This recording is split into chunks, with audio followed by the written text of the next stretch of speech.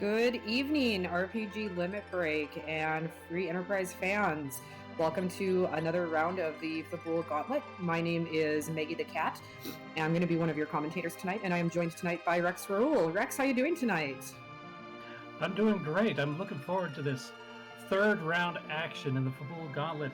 We've got a couple of runners in pk4787, Mageius1, who are both looking for their first win, and they're going to be fighting it out against each other in this exciting race. Is there anything that you're looking forward to see tonight? Obviously, we're going to be looking to see what our 5 objectives are. One of the main components of these flag sets are that there are 5 random objectives that are generated at the beginning of the seed to see what the runners need to do in order to obtain their crystal. So we're going to be finding those out in just a brief moment here. And of course, finding something like a boss hunt behind some real nasty spot is always something that I think the audience really likes to see. Yeah, bosses and characters, I think, are the hunts that you really are hoping to see. It looks like we're on our way too. Rose is a pretty good character to start with, though, and Yang. Well, I mean, I really like Yang. You know, he's definitely the best character, especially in the early game. Absolutely, this is going to be a great starting party. We also start with a Luca key. So, not something that they're going to be able to utilize right away, but at least it is a key item. This could have, very well been just a non-key item for them to start with. So at least they are starting with a key item in their pool right away. Yeah, in just a moment here, and we're going to see Guiding Way is going to come around real close and give us these objectives.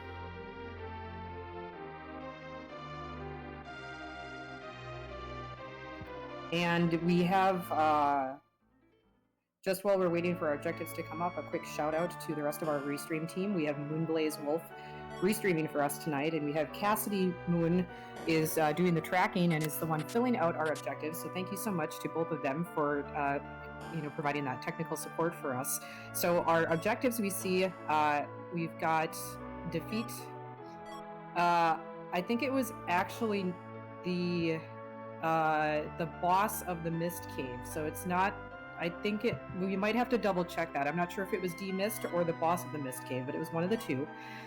Defeat the boss of the Dwarf Castle, get Cecil, get Tella, and then defeat the D-Lunars. So a pretty good mix of boss hunting, character hunting, and location hunting tonight. Yeah, and it was the boss of the Mist Cave. We see that's been updated now. Mage talked to the fire in Rose's mom's house. Got a big ouch. You don't want to touch fire. That's dangerous, folks. Yeah, absolutely. At least Rydia is not in the party to scare her off. So I think a couple of character hunts, a boss hunt, that gives us kind of what we want. The Mist Cave is going to be relatively easy to complete. Of course, if they find the D-Lunars there, that'll be wonderful.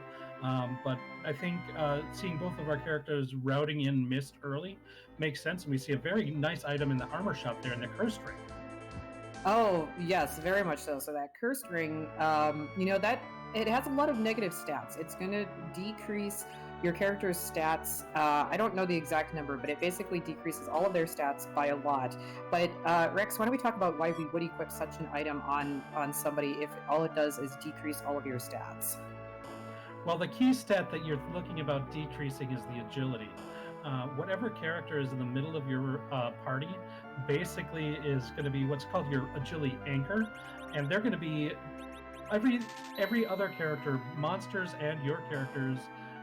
Relative agility is going to be based on that character's. So the idea is if you've got a tough boss in a really fast spot, you put that curse ring on your person in the middle, and then the monsters will be a bit slower as well. There's a lot more intricacy to that, but that's kind of the gist of it. Yeah, absolutely. And another slightly lesser utilized property of the Cursed Ring is that you can also absorb stats that you would normally be, I believe, resistant to. So, for example, if you have like a piece of diamond equipment on, you would normally resist lightning or thunder elemental. You can actually absorb it if you have that along with a Cursed Ring on. Yeah, that has some niche value if you end up getting like some armor resistant to fire and you're fighting Rubicante. Something like that can be useful as well. Speaking of demist, looks like we found demist here in the waterfall cave. Um, Although it's not an objective, it still is, since we don't have the free lunch flag on, this is still gonna, once you defeat it, you can get a potential key item from Rydia's mom in Mist. So that's a very nice find, basically, whether or not it's an objective. Yeah, absolutely. Now this spot is not a very difficult spot, but with this party, it could be a little bit problematic. It can also be a very long fight since we're going to see D-Mist go back and forth between its physical form and its mist form.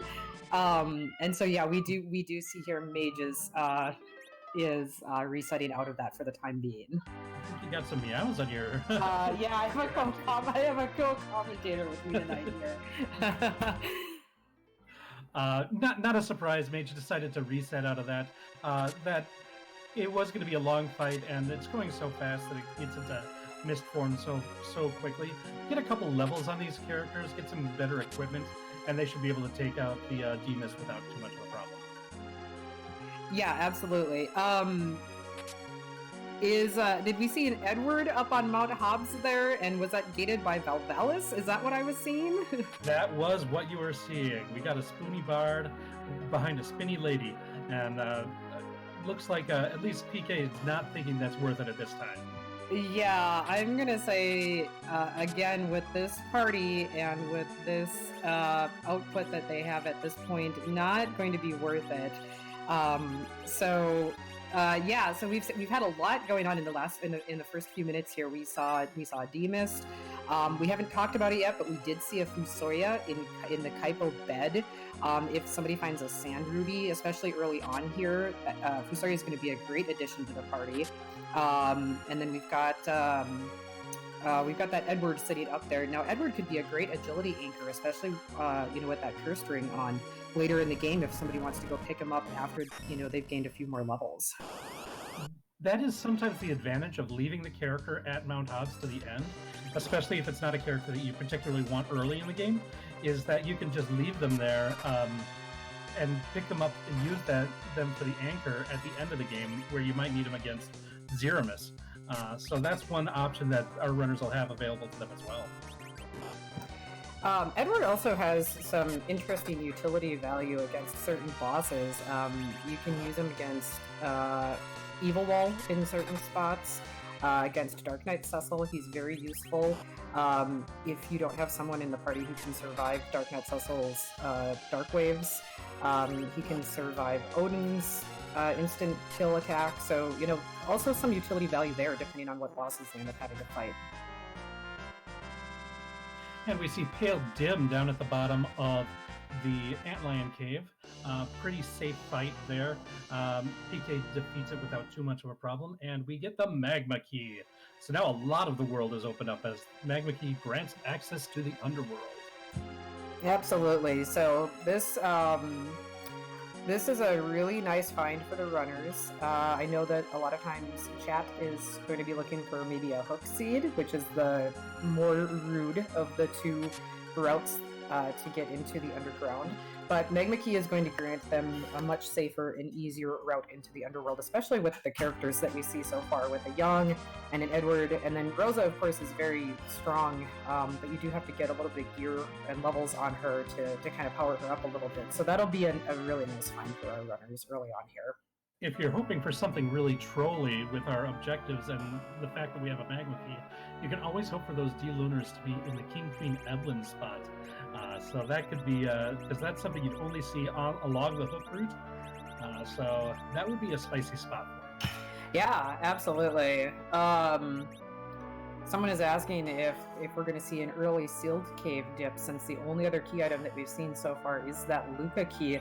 That would be really interesting. The sealed cave is not an easy dungeon. Of course, with random encounters off, they can skip all of the trapped doors that are in there and go straight to the end of the dungeon and check the key item, and then check the boss as well. But at this point, unless it's something really free, like King Queen Evelyn, the actual boss King Queen Evelyn, they don't really have a chance at actually fighting the boss quite yet. Yeah, I would imagine they'd probably want at least a few more levels, maybe another character, before checking that. There's a lot of other places that you can check that gives you information while giving you a free key item, such as the Fey March. So I think those are places like that, and maybe Sylph Cave, maybe Dwarf Castle are places that you might see earlier. There's a lot of shopping that's opened up now in the underground too, and a lot of chests to loot. So this just gives our runners a lot of options as to exactly how they want to outfit the party. And we see Mageius has unfortunately taken a wipe to that Valvalis. We see how strong Valvalis can be, even in a really weak spot like the top of Mount Hobbs there.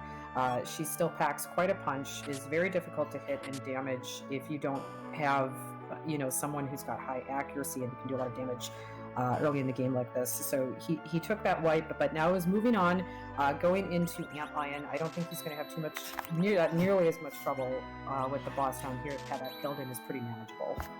Yeah, and this party does not even have the option of accidentally using a Lit 3 on Pale Dim and healing him up all for that. We do see the PK going into Tomra. We see a disabled students teacher for the employment dwarf. We see a little bit more shopping and looting. Got ninja swords there, which is a great little pickup if we end up finding Edge. But failing that, it doesn't look like there's anything PK is going to be buying at this time. But can probably, I'm guessing the Fey March would be the next place to go. And yes, we do see him landing his airship on the island there. This, of course, is a really common tactic once runners get underground. There is one free key item in the chest down here, and then, of course, they can peek the bosses. Of course, they're going to be looking for those D-Lunars, but even if the D-Lunars are not down here, the two bosses at the bottom of the Fey March can still grant key items. So if there is something easy or free, even if the runners can't take them early on, they'll at least know what they need to face when they come back down here to potentially get those key items later on. And since they'll get a good idea of what the bosses are, they'll know what kind of capabilities they'll need before heading back to. So that's just some nice information to have for what are usually relatively late game bosses, especially in vanilla Final Fantasy IV. Lots of good items down here too. We see all these chests that PK is picking up, and he does get a pass from the Fey March chest down here. Not a key item in terms of counting toward the 10 key items that are needed for getting double XP. Not a required item for this flag set, for these objectives, but it's still a really nice item. The pass is going to let him bypass the moon once he does get all of his objectives complete and go straight to Zeromus from the Troya pub. That was a very nice item shop down in the Fey March too. We see Hourglass 2s, Silk Webs, and Exits, all very useful items. Since we don't have somebody who can cast Exits, that's going to be a real quick way to get out of, the Fey March, for example.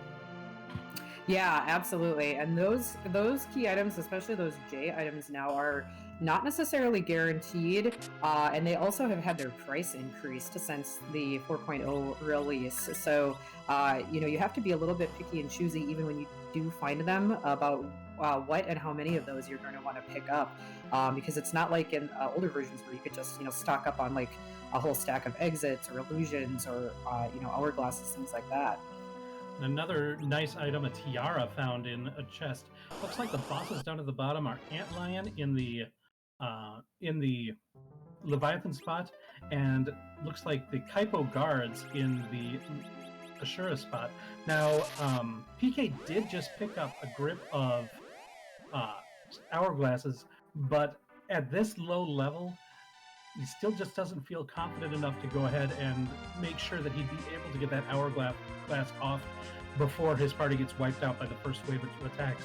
And so discretion and being the better part of valor leaves the Fey March for now, but knows that at least one of the bosses down there is going to be very easy. Now that Antlion is going to be a lot more difficult. That's it's a very fast spot, and it's one of the, if not, I think it's got the highest attack power in the game, or maybe the second highest, but it's extremely high, and that Antlion is going to punch very hard. Yeah, and with only 2 characters that Kaipo guards the spot, those that you can get that hourglass off, but with only 2 characters to soak hits and damage before you can get the hourglass off, that would be pretty difficult. So he is taking the exit out of here, now going into Dwarf Castle. Looks like he's doing some looting and some more shopping. There are a lot of chests and item pickups in here if you do want to completely loot out this Dwarf Castle. Looks like he's just taking the first few and then exiting out. We'll see where he goes from here. And meanwhile, Mageius, I'm not sure if he was the first one who found Demist or if he is now finding it for himself, but he's in this Demist fight and is going to try to take on Demist to get the key item from Rudia's mom. I believe he was the one who found it, and just got much better equipment right now.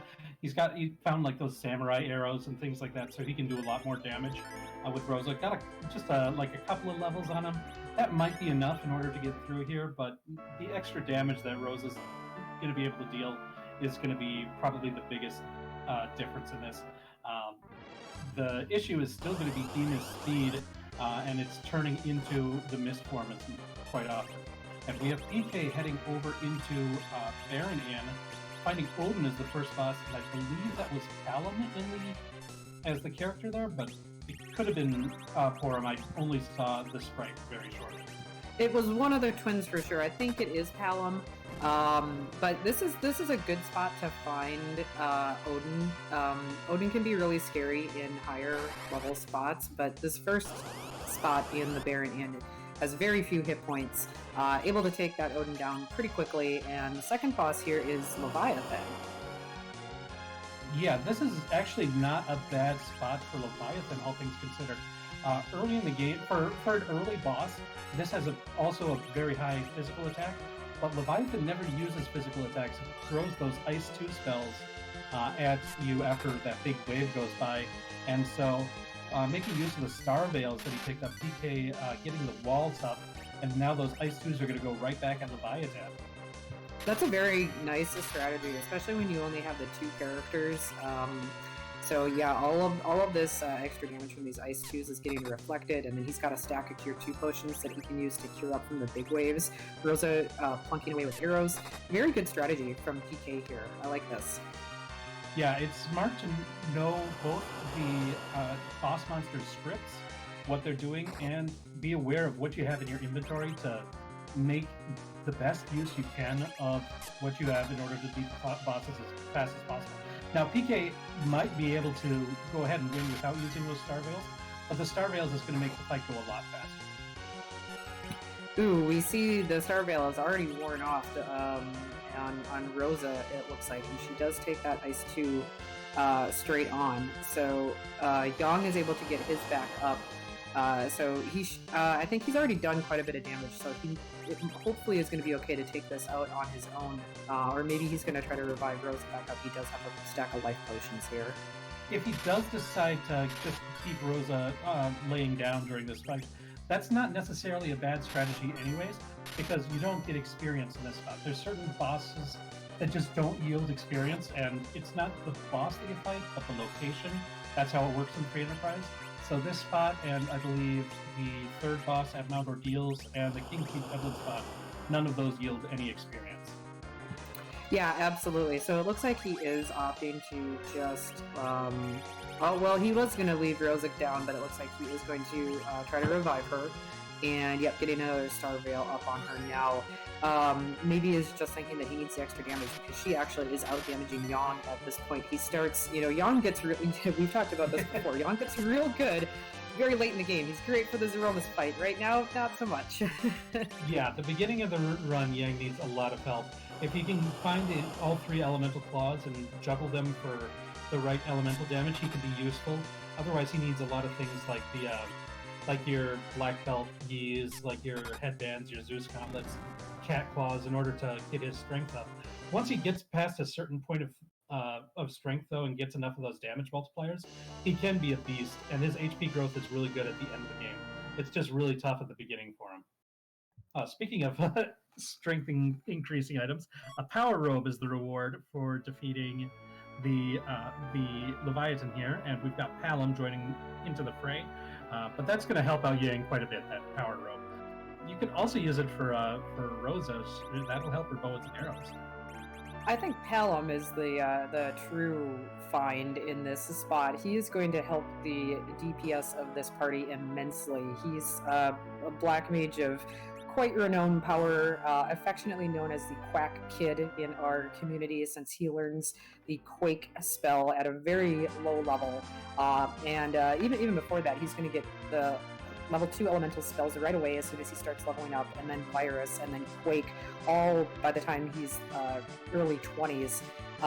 And so he's going to be quite the damage output for pretty much the rest of, I think, PK's early to mid seed here. Well, he is the Mysidian genius after all.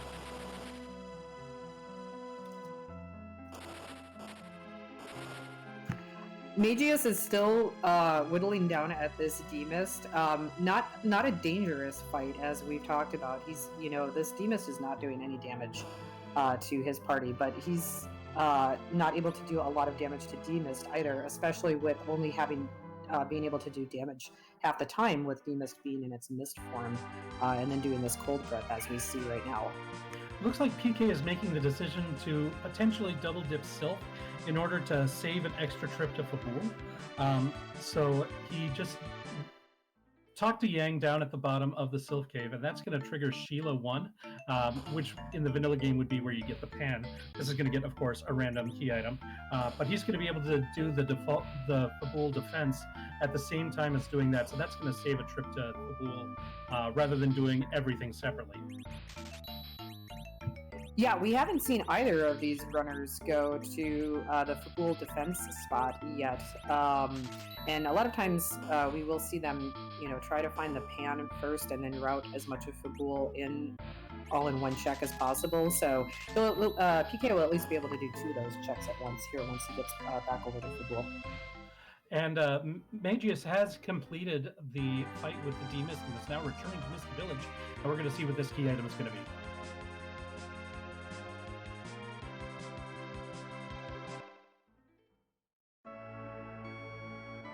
And what we get is the Pink Tail. That's going to require the hook to turn in, but it's not quite as good under the flag sets that we have that you might think. Regularly, you would get the Adamant Armor, which is the best piece of equipment in the game, bar none, for turning in a Pink Tail. However, we have no Adamants in the Fabul Gauntlet because we just want to be mean to the runners, I guess. But you can turn it in for a really high tier piece of equipment. Yeah, and so, if the runners have that Pink Tail in their inventory along with like the Rat Tail, and they route both of them in together, of course, then they can just do both at the same time. And of course, the Pink Tail counts as a key item for the purpose of having 10 key items and getting double experience. So it's a key item. It'll get them a nice piece of equipment if Mageius gets the hook and decides to turn it in. We see the Magus Sisters be the boss here for the Mist Cave, which of course is one of our objectives that we mentioned earlier in the run, and you can see in the middle of your screen. Unfortunately, they're being a bit tough. That Delta attack that they do is proving to be difficult for the low-level party. That boss normally just does a physical attack, being the vanilla home for D-Mist. So magic is not what you usually expect out of that spot, and seeing that there is just going to be rough. So decides wants a little bit more firepower and going to try to get the spoony bar. And over on PK's screen, he's been doing some looting. We saw he picked up several good rods. I saw a Charm Rod and a Lilith Rod. Very good timing, since he did just pick up that Palom, and he can make some good use out of those stat boosting items for his new Quack Kid. Looks like PK is now going to be venturing into Fabul, and we're going to see our first look at the Fabul defense spot in just a moment here.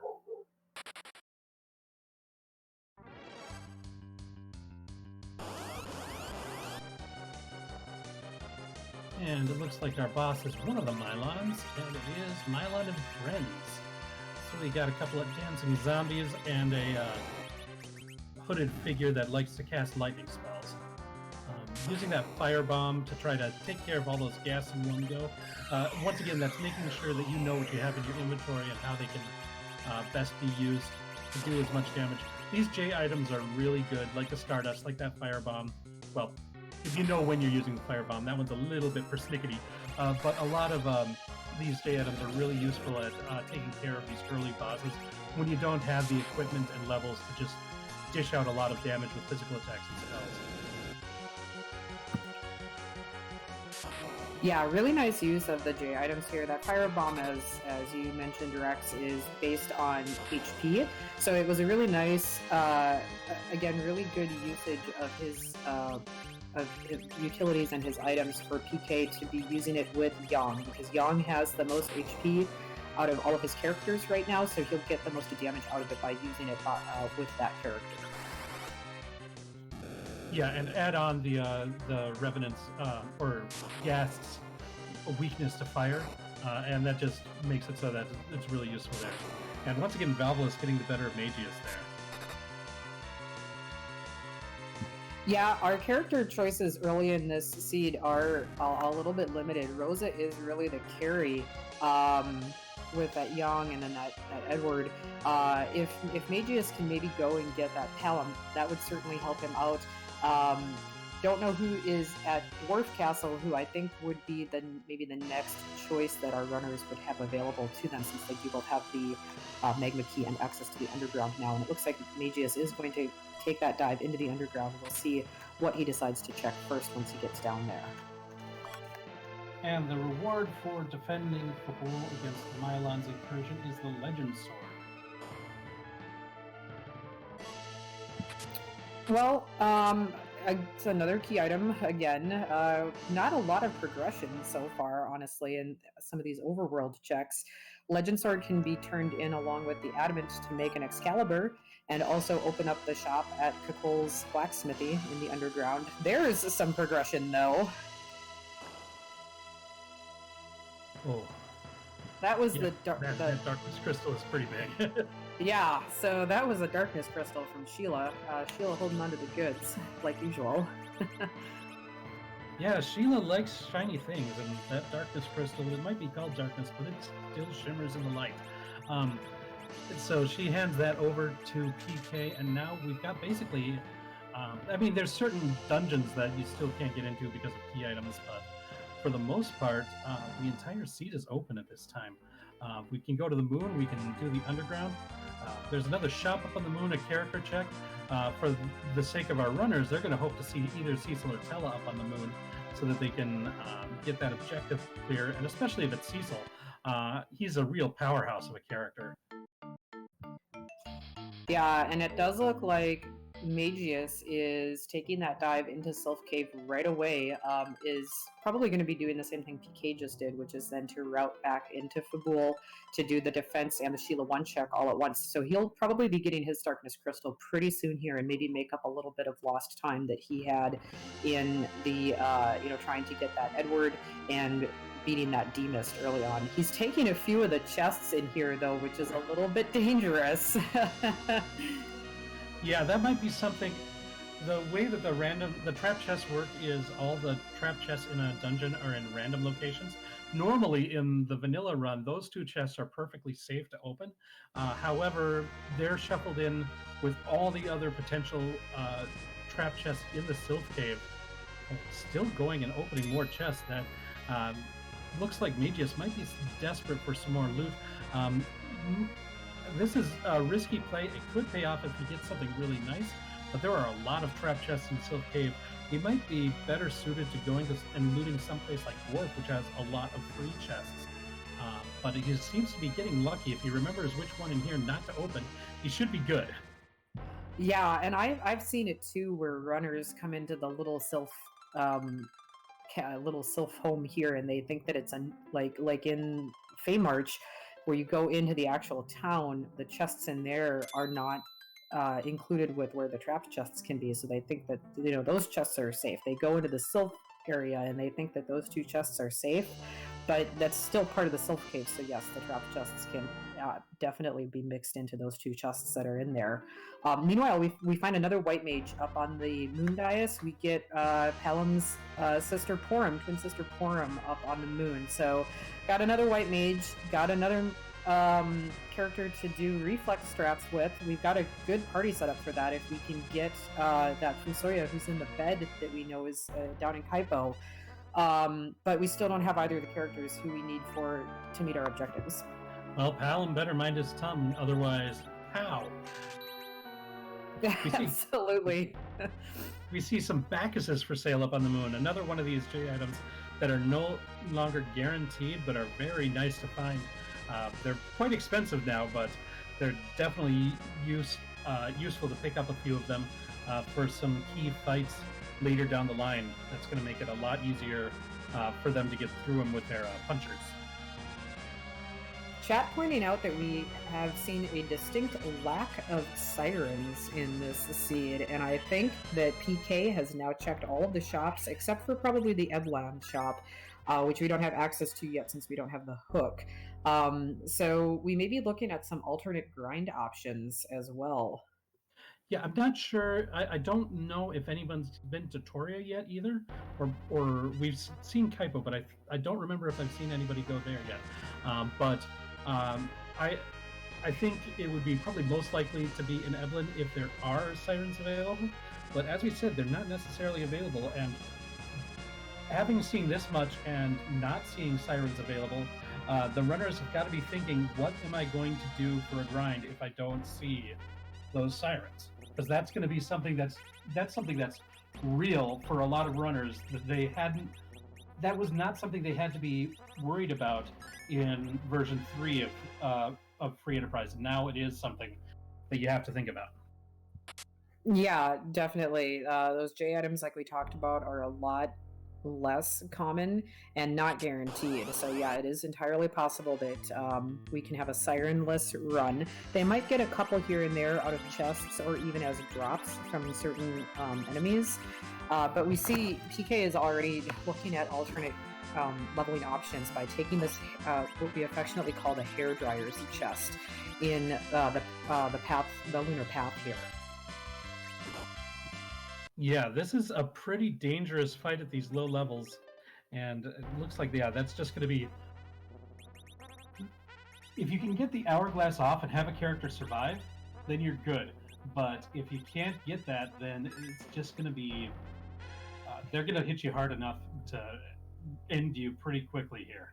Yeah, I don't know if anybody has seen maybe a glass helm. That would definitely help because they only do physical damage, and the glass helm offers like the highest physical protection aside from like an adamant armor. But I don't know that they have one of those sitting around. It is available in the item pool, like a higher level item pool, but I don't think they've seen one yet. And yeah, we see them doing upwards of 400, 500, 600 damage per hit. So it's even with an hourglass, it's going to be pretty hard to take that fight down at this point. Yeah, and that's the characters that are in the back row. I think you're going to have to find another way. You know, bosses that are still available at like Mount Ordeals might be the way to get enough experience to survive a hit or two, and then do a bigger grind on those hair dryers once you've got a little bit more of a base going. Yeah, and Ordeals is, a lot of times players will overlook, or not necessarily overlook, but they will not want to do Ordeals because it is a long check. It only has one key item, but I think for these particular objectives, it's not a bad play at all. We're still looking for the boss, and there's 3 bosses. We're looking for the D-Learners, and there's 3 bosses up here. And we have 2 characters that are going to benefit from the Ordeals play. Tella, of course, is not a character that you necessarily want to bring to the final fight, the Zeromus fight, but Cecil can obviously very well be in your final party. So if you do Ordeals now, which it looks like PK is making that play, you already have your Paladin upgraded if and when you find him. And then if you have a good sword, if you find an Excalibur or a Crystal sword, then you can slap that right on him as soon as you get him. Or the Adamant. We've already found that Legend sword, and the Adamant turns that Legend sword into an Excalibur over at Coco's Hut. So that's another option that they could find in order to make Cecil a lot more powerful. Here's another boss fight that's susceptible to those hourglasses. These are the Baron Guards. They're susceptible to almost every status effect in the game. That's always fun. You stop them though, and they won't do their nasty counterattacks. You can exploit weaknesses: Elven Bow, Mute Arrows, Silent Staff, Mute Dagger. All these things do a lot of damage to the guards. Yeah, this is a pretty easy fight. This is going to be some good XP for his mages. And just to kind of get him off the ground here, very easy. We see this fight go down really easily here.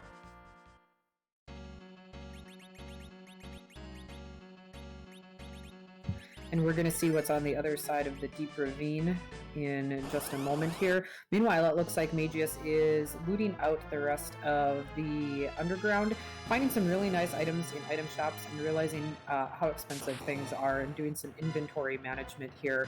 Everybody's favorite second final boss in Free Enterprise, playing inventory management games here. Yeah, and that Sorcerer Robe is a really nice thing to have when you for sale when you've got a party full of mages like we've got in this one.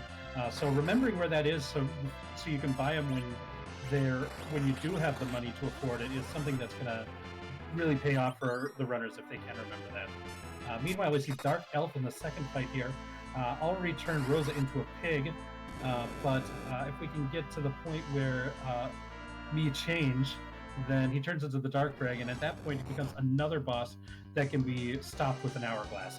Just kind of highlighting just how powerful these hourglass items are, with so many of these useful fights that we're seeing being something that you could exploit that hourglass with. Now, it's great to find these free or free-ish bosses because, obviously they're free and we've got kind of a weaker party at this point early in the game. But it also is kind of not so great to see them in these locations because these are still relatively easy locations early game. It's really nice to actually find them in the later locations, like on the moon, where they're we know the bosses, regardless of what they are going to be much more difficult. So kind of a double-edged sword here, finding them in these easier early game locations. And take note of what PK is doing while this boss animation, death animation is happening, using this time to move in and adjust his inventory so the items that he wants are at the top of the screen. That is something that takes a lot of practice in order to do it within the amount of time, but if that's something that you can practice and get better at, that's something that can really shave seconds off your runs. Yeah, some of our top runners in our community are experts at that, and that's can really make or break the first place from like the second place. Oh no! We're about to see. We're getting a Bahamut summon from the top of Mondor deals here, so not a key item. It's going to be great if we find another baby mage, baby summoner for our party. And yet another free boss of the Dark Imps up here. This is definitely not a place where you want to see one of the easier bosses. You want to see somebody tough here because this is a very low HP spot, very easy to defeat him. Meanwhile, over on Mageius' side, he's making the play that chat talked about earlier and making this early dip into Sealed Cave with that Luca key. Got a lot of treasure out of here. There is no trapped chests. So got a lot of good treasure out of here, but now he's going to have to walk it out if he can get past this boss. He is getting a hook out of this, which is it's a key item, and it's a great key item. He can use this to turn that pink tail in and the rat tail whenever he finds it. But now he has to get past whatever this boss that's waiting for him is. It'll also open up the Eblin Cave, and a character check there. So it could be very important indeed. Ooh, Plague, that is an interesting one to find here. I'm not sure if he's going to have the firepower in order to deal with it, but Plague could be manipulated by knocking out your character and reviving him at the right times. But you have to be able to deal damage while you're doing that, and it doesn't seem like that's something Mageius is going to be able to do. So without access to the warp spell, because exit does not work in the Sealed Cave, he's got to hoof it out of here for now.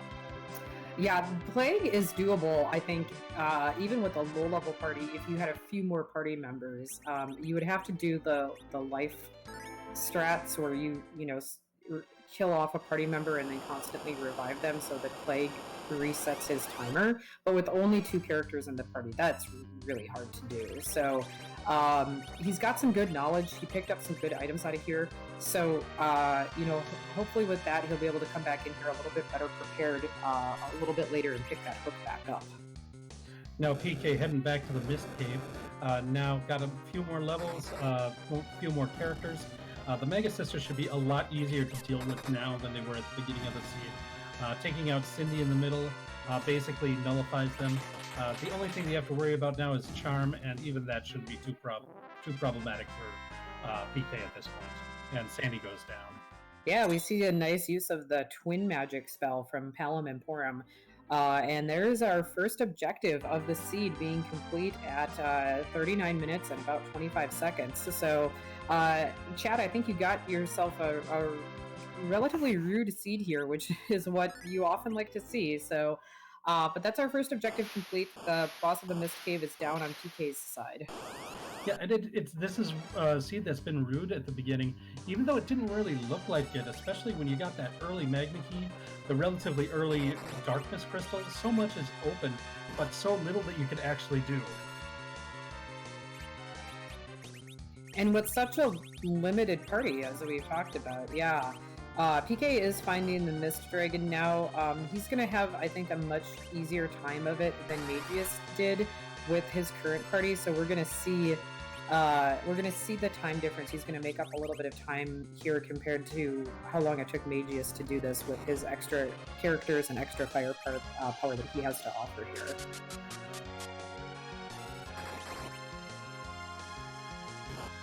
A couple more levels is something that can really help, especially also finding Palom and getting some of the levels on him.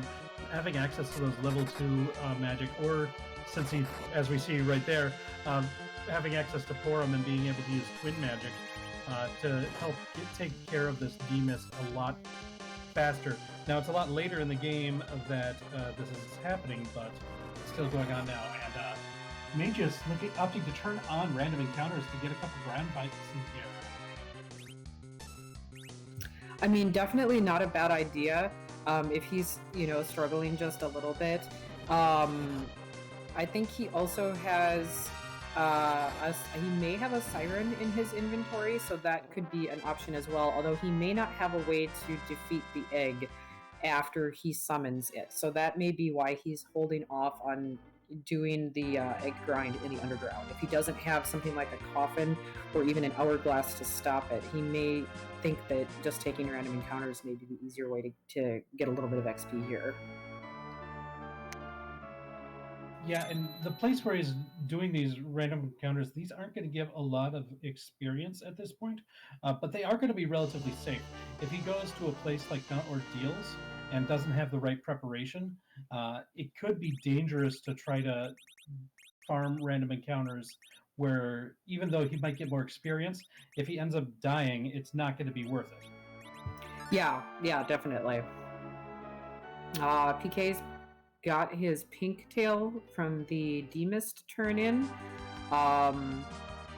And we'll see where he goes next while Mageius is getting a few more levels. This is, it looks like his party is getting, I think that they've gotten a couple levels already just from these random encounters out here. So this isn't a bad idea at all if he feels like he's just struggling just a little bit at this point, just to get, some more HP and just that little bit of a boost that he needs to get through, the next boss that he needs for progression here. Well, and question in the chat, I-79ers or L-79ers, I'm not quite sure, but whichever one it is, there are 5 objectives in the middle of the screen that have to be completed by our runners. Once all 5 of those are completed, the runners will be given the crystal, which is required to transform Zeramis into his defeatable form. And the little numbers just indicate which objectives are completed to give some sort of sense of how far along they are in the seed.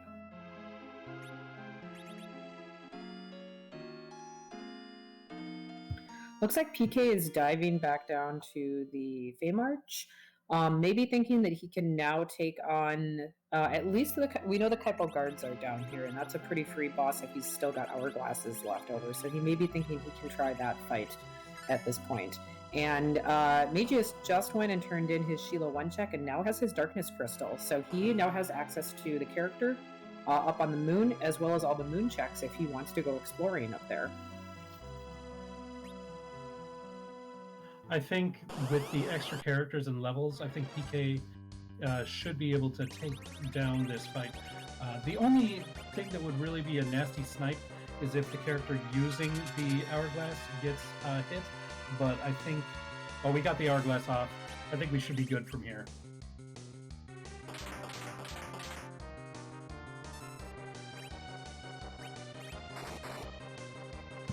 I think it's just going to be a matter of finding a way to actually defeat all of these soldiers and officers, since I don't know that he has a coffin or anything that does any amount of damage. I don't think Hallam has Quake yet.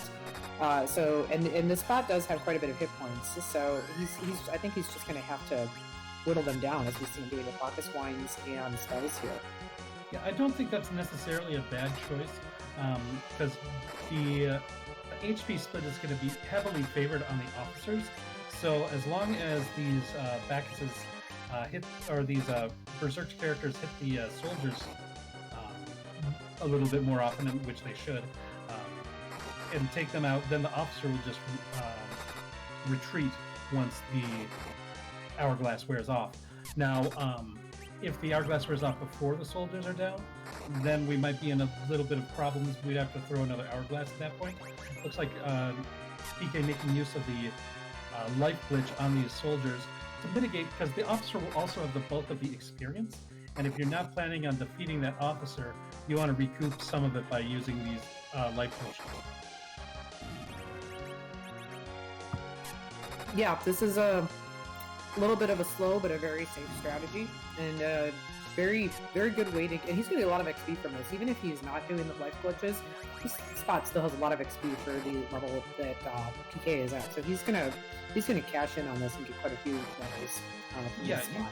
He's definitely going to get a few... if he can take down this officer before the hourglass runs off and he retreats, he's going to get really good experience here.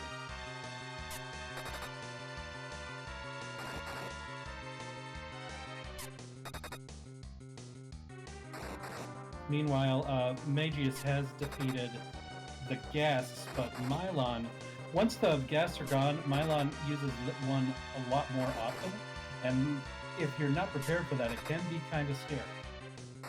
He'll also punch you once every... I can't remember how many rounds it is, but every once in a while, and the punch can hurt. And I think that Rosa maybe has... I don't know if she has maybe a diamond armlet on or something. Maybe I think does the tiara maybe not absorb, but resist lightning damage, something that is resisting magic.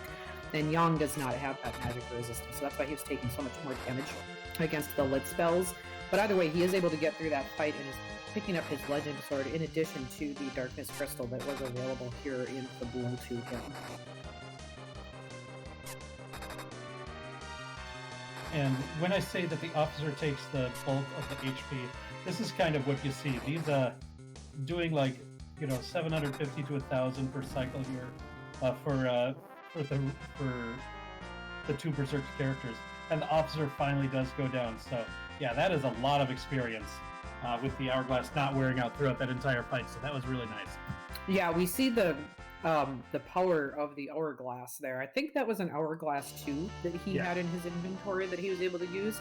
And so we see why those hourglasses and other J items were made so much more both rare and also more expensive in version 4.0 from that fight alone. And Rex, did you see what we got from that fight? Yeah, we got a little bit of a musical instrument there. Now, that's going to be an interesting fight, since that, if that is where PK decides to go, it looks like he's at least going to stop in and go to the heel pot in the back of Dwarf Castle. But that spot is one that has a very high magic defense, so you're going to be relying on that Yang and Rosa to deal the physical damage to the boss in that spot. And it looks like he is opting to at least check Dwarf Castle, which is required for our objectives before going to music. I like this play. It looks like he did get Quake on Palom. So, you know, these bosses, assuming it's nothing that resists Quake, like Mylan Z, I guess, I think is the only one that would. These bosses should go down actually pretty easily for him now that his Palom is completely online with Quake. And we see a lunar sparkle. I'm sure PK would love to see the D-lunars and get that taken care of. Yeah, that would, if we get the D-lunars and either Cecil or Tella here. Ooh. Oh, that's the wrong kind of D. That's the wrong kind of D-lunar, though. Yeah, that is the Wyvern. Looks like Rosa able to get a Star Veil up. See if any other characters. Looks like she's getting the only one that survives the opening Mega Nuke. But that's going to take out the Wyvern too. So the second fight, we'll get into a character, but Rosa will be the only one surviving to the second fight. Well, she gets a couple more levels for it, at least. You see a door is the second boss in Dwarf Castle, and the character is Edge. So our scavenger hunts are Cecil, Tella, D-Lunar still at large, but Edge should provide some decent firepower for finishing off this boss here.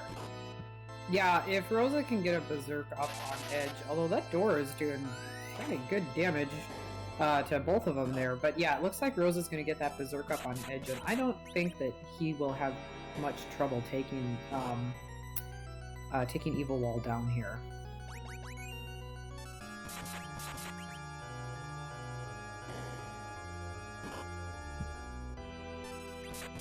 Mageius, meanwhile, has picked up his White Mage twin up on the moon, and I guess is deciding, looks like he's going to go right back down to Earth. Wanted the character, not a bad play at all. This extra character is going to help him a lot, since this is his third character now. He has not gotten, he tried to get that Edward earlier, he hasn't gotten his Palom yet, so just the extra firepower and having a third character in his party is going to help him a lot going forward. But it looks like now he's going to try to go get Porum's sister and have the double twin set here in his party. And with that, PK has completed his second objective. Both of the boss spot locations have been taken care of. Still looking for the D-Lunar and the characters.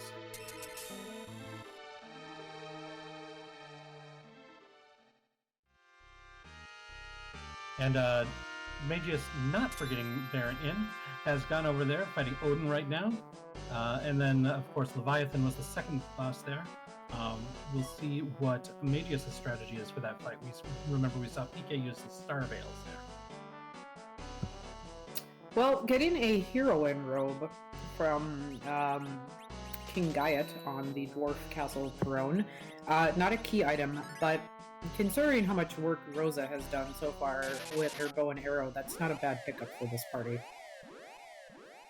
In a situation like this where you've got two white mages, the option to turn one of them into what I like to call Warrior Princess Rosa is a really good one, because then you can spread out some more damage and you still have somebody there to do the healing as necessary in Porum.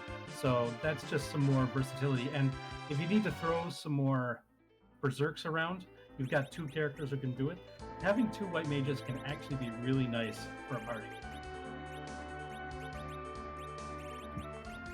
Yeah, and as chat pointed out, we do still have that power robe. And if PK doesn't already have that on Yang, he can now put that on Yang and put the heroine robe on Rosa.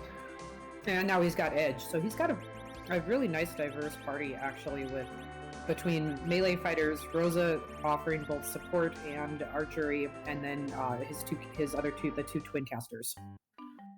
And that completion of Dwarf Castle makes so much of what I said earlier would be a difficult thing about this fight here in Cave Magnus, which is where PK is heading now, a lot more trivial. You got an extra melee puncher in Edge.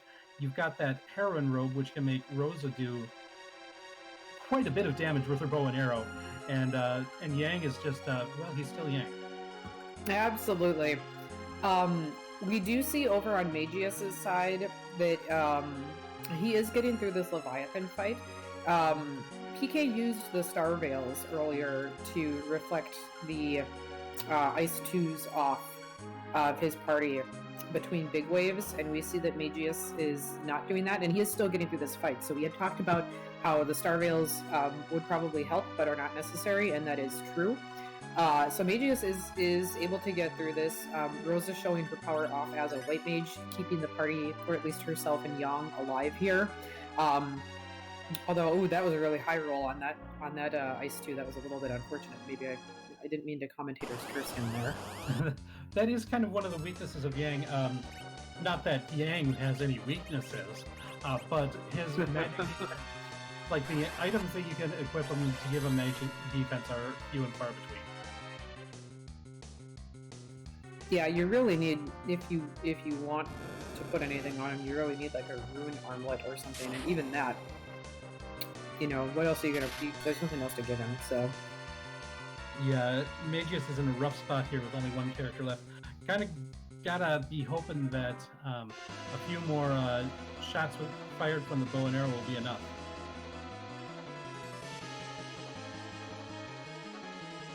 But we're going to be quiet here for a little bit because it's music time, and we've got to hear what DJ Spoony B brings tonight.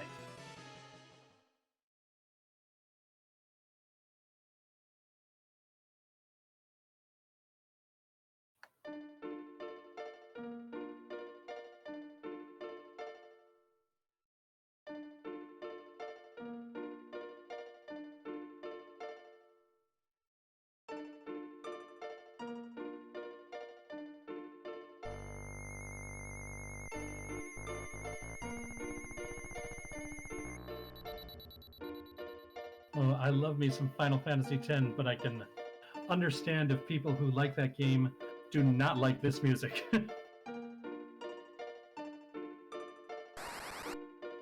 I don't actually recognize this, but it's really pretty. Yeah, this is the music that plays in the temples where you've got to solve the puzzles. Oh, yeah, okay. Yeah. Well, we see an Octomam here.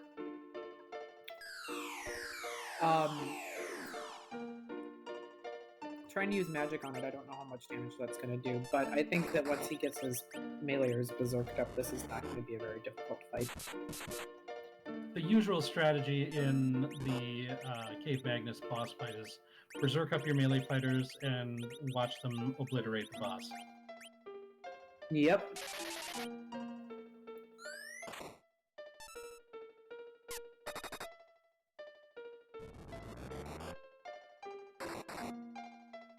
Yeah, it looks like he put some samurai arrows on Rosa so she can be contributing as well.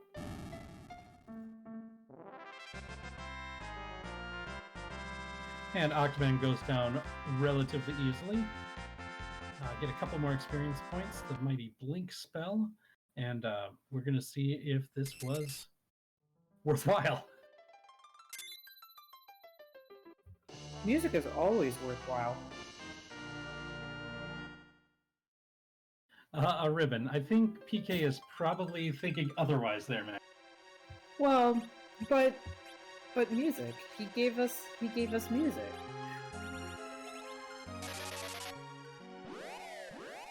Mr. Bus Driver, we do not know if Hook is needed at this point. We do have all the bosses left up in the moon. They are available to us right now. The Antlion in the Leviathan spot is open to us. We've got the Plague down at... the Hook is behind. You have to be able to defeat Plague in the Cave Magnus. And we also have... Oh, what am I forgetting, Maggie? There's another thing, I think. Top of Tower. Yeah, the top of Tower, yep.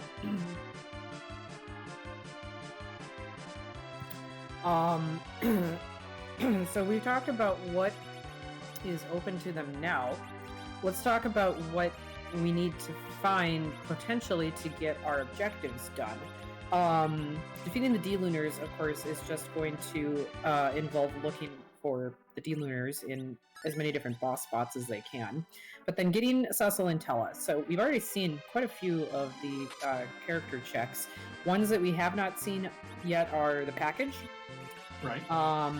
Baron Castle, That's true. and Tower of Zot behind the Earth Crystal, I believe. 2 characters there, and the Giant of Babel Oh, yes. is available at this point with the Darkness Crystal. Yes, okay. So, yeah, so they still have, quite a few options to open to them depending on what they want to do first and how they want to go about routing all of these different things in. It looks like PK has decided to make the top of the Tower of Babel play that we just mentioned. Yeah, I prefer, for myself, prefer not to do Keyless Tower if I don't have to.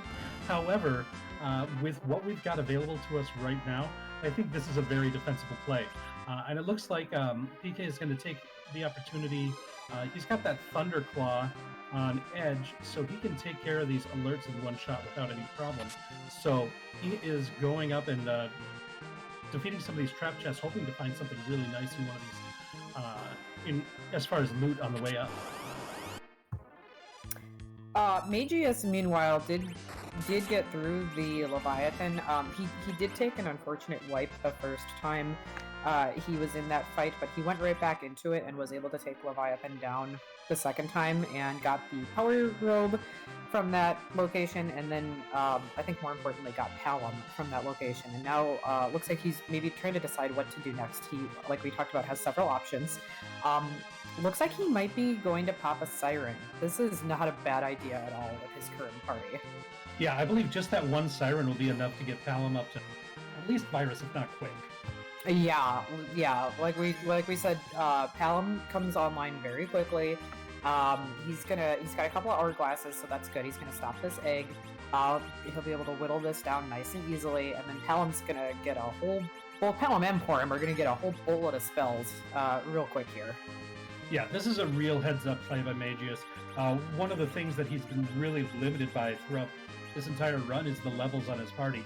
He's been going to a lot of places which are just a little bit out of his reach, and now this is going to give him a huge boost in experience. So this is a really good play here by Mageius. Yeah, now we just see the spells just rolling in on his characters. He did get Virus. Looks like he didn't quite get to Quake on Palom, but that Virus is definitely going to help him. Quake will come very, very quickly afterward now that he's got a little bit of firepower. Usually the boss at the top of tower is not that difficult, but one that can really throw a wrench into the works is Kainazo. This is a very high HP spot, and the scariest attack that Kainazo has is his wave attack, which is based on his HP. So this is going to be tough. We're going to see if we can do, if PK can do just a lot of damage to mitigate that real quick, or if he's going to try to manipulate it by using lightning magic to make him be scared so he doesn't use that wave attack.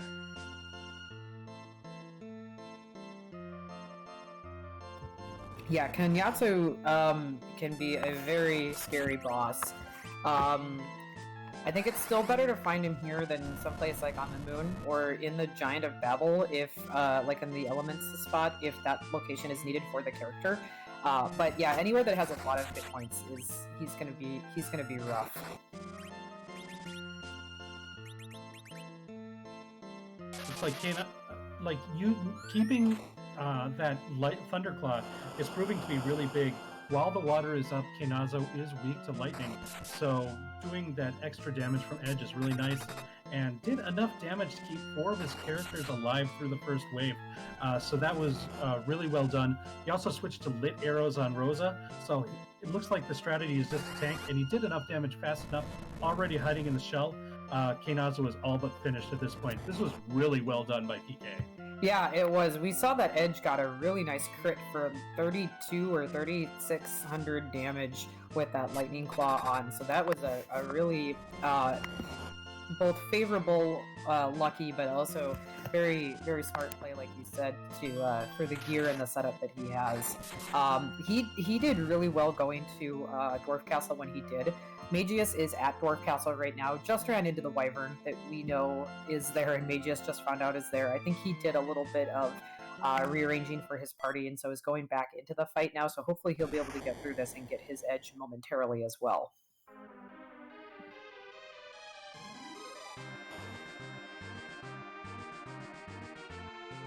Once again, that's something that you might not even think of, that Thunderclaw and Edge. It doesn't give much attack power, but if you can exploit a weakness using it, it can be very useful. So remembering that Edge can equip those elemental claws can really be big.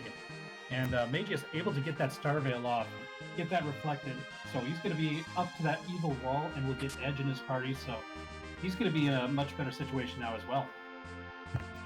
We found from that Kanyatsu fight at the top of Tower of Babel was an Earth Crystal.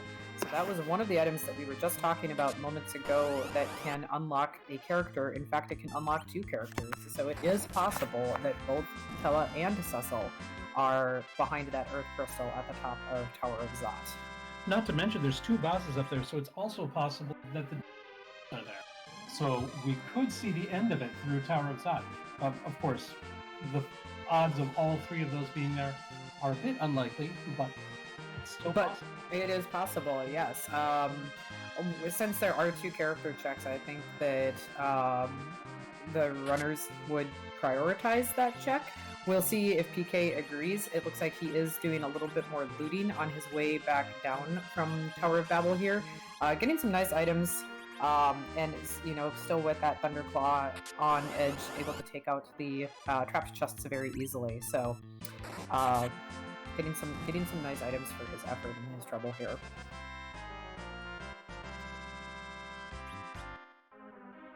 And Mageius has gotten through that wall. Will be rewarded with, it was the heroine robe here, right? And also completing the second objective. And getting that edge permanently in his party as well. So now between just powering up his Palom and getting that edge in his party, he's going to be able to make up some lost time pretty quickly, I think, here.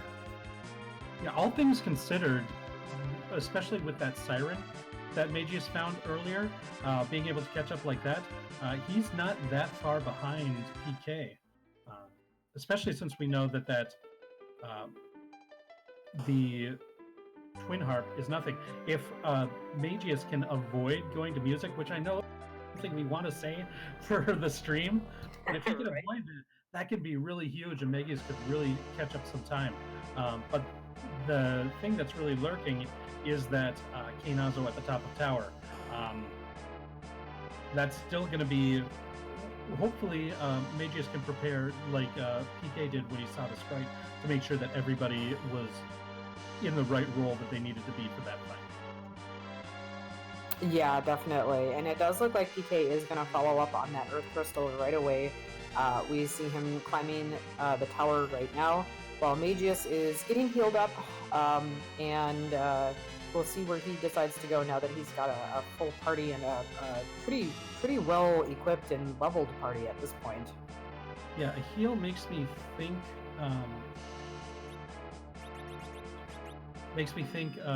tower, but it looks like he hasn't done ordeals yet, so that's where he's going yet. So that makes sense too. Yeah, ordeals should be pretty trivial for him. He'll make very quick work, and we know the bosses up here were all pretty easy. Most of them were free or free-ish, so he's gonna blitz the bosses and this dungeon and get through this really quickly. Yeah, these bosses should be a lot easier for Mageius than they were for even PK, and PK didn't have much of a problem with. Ooh, ooh, that's a troll. That's a troll bez. PK says, this setup isn't going to work, so maybe if we're all pigs, that'll help.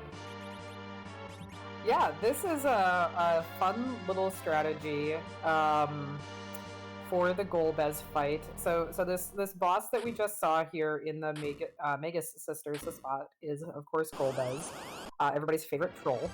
And Golbez will open the fight by paralyzing, or I guess casting hold on your entire party, and then summoning a Shadow Dragon, and the Shadow Dragon will devour all but 2 random party members. Well, the strategy that PK is implementing by using Piggy on his whole party, there's a priority to status effects, and when your party... Rex, you can maybe go into this a little bit more detail if you know about it, but basically when your party is piggied, they cannot be held because Piggy takes priority over hold. So we see that Golbez tried to hold PK's party and none of them got held. You said it exactly right. In the vanilla game they use mute, but Piggy works just as well. The demolish, of course, still happens, but you can get the star veils up so that you're not racing between getting the star veils up in the little bit of time before Golbez gets his magic going, and it's just a lot safer this way. So that's really well. And if we're calling Golbez Trollbez, the only way to defeat a troll is with a ham sandwich.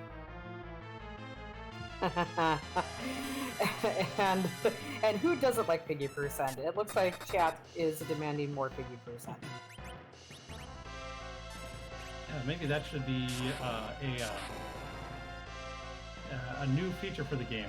Hurry over to the Discord and suggest all Piggy mode. Well, Scala is in chat, so maybe Scala can be taking notes here.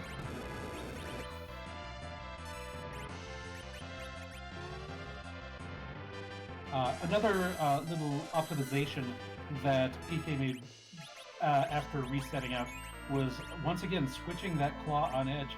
Switched out the lightning claw for the fire claw because Golbez is weak to fire. Probably because in the vanilla game that's shortly after you get the fire sword from the Tower of Zod. But it also makes use of that fire claw if you've got Edge or Yang in your party.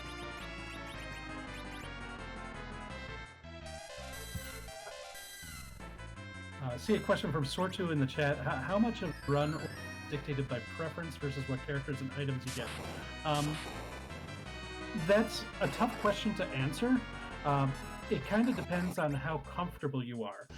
If you feel comfortable with kind of like any sort of situation that you're doing, then just basically what characters and items you get will tell you where to go.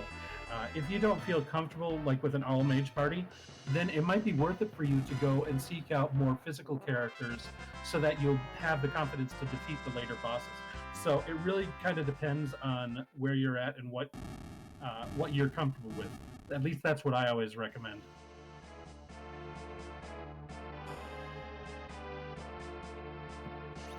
Mageius did get through these bosses here at the top of Mount Ordeals very quickly. Is going to be picking up the key item, which was the Bahamut. That's right, Bahamut summon. So not even a key item, unfortunately. But I got through the bosses really quickly and is now going to have his Paladin available to him if and when he does find the Cecil that we are still looking for. Well, we found an old man. Tella is one of our objectives to find, and we find him at the top of Tower of Zot. So that's a good thing for PK. He's down to just 2 objectives left in order to complete this seed. And there's going to be another character in boss check in just a moment here.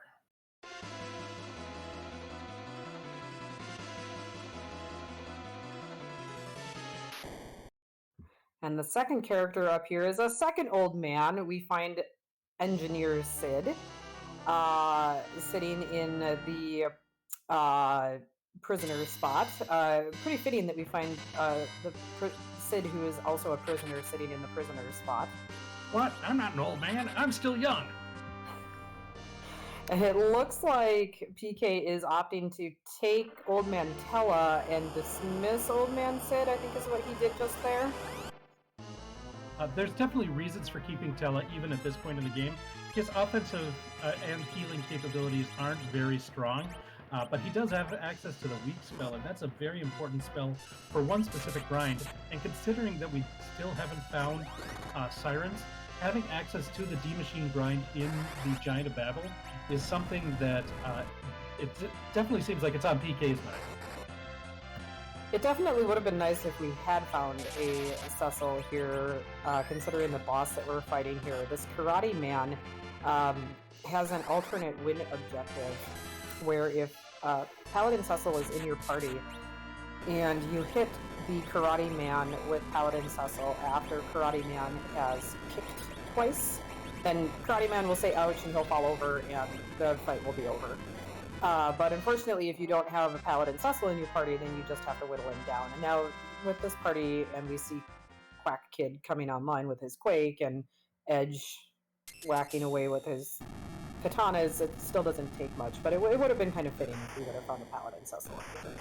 Another question in the chat. It was also answered in the chat, but just in case somebody's watching and wondering and not watching chat, Endodu asked, once they find the character, can they opt to not take them, but it still counts towards the objective? That is correct. You're not required to keep the character, you just have to find them.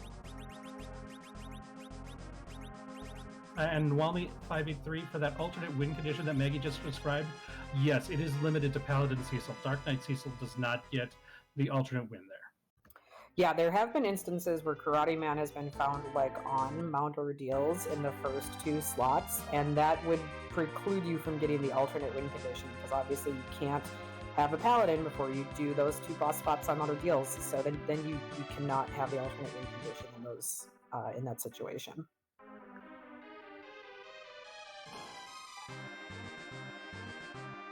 We got a tower key for defeating the Tower of Zot, and so it looks like PK is going straight back up to Tower of Babel to do the cannon room. So it looks, if I'm correct, keyless tower is required to do tower at all, because from the top of tower we got the Earth Crystal, and Earth Crystal gave the tower key, so we can't, there's no way to do both of them at the same time. I think this is a pretty smart play, because if we find that package here, it can get Cecil without having to go back to the moon. That could save a lot of time.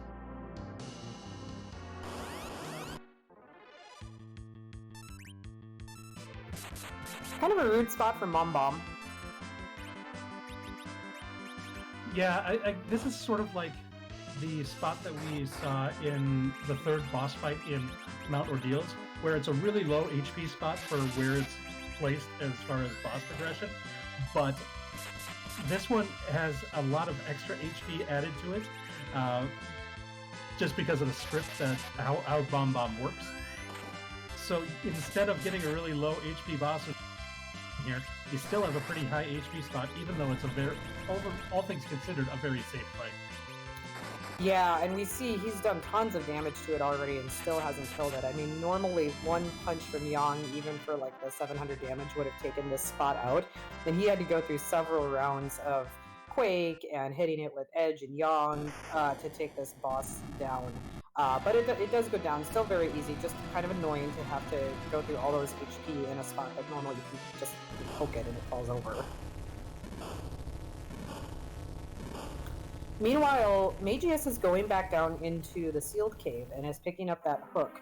He knows that Plague is down there, and with his current party, I don't think he's going to have any trouble with Plague at all. Like he did when he first came down here a little while ago and had only 2 party members. So this could be a really big pickup for him. PK has not done this yet, so depending on where the rat tail is and even where D Lunars are, if D Lunars are at King Queen Eblin, this could be a really big play for Mageius. And Mageius knew what was down here, what he'd have to do in order to defeat it, so he should be prepared to fight this boss at this point now. We'll see what strategy he employs. I think probably the prevailing thought would be to knock out one of the characters, revive him with a life potion, and then Plague says, hey, one of your characters doesn't have count on.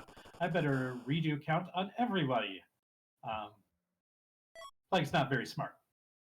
Yeah, it looks like that's exactly what he's doing. He knocked out Palom, and now he's going to life Palom back up, and because when you get revived, when a character gets revived, they don't get revived with the count on them. Plague is going to reapply the count on everybody. And now that Palom is in critical condition, he can just keep knocking out and reviving Palom ad nauseum if he needs to. So long as there's that count, and you're basically, I think Mageius should have it from here. We saw that PK only got a protect ring.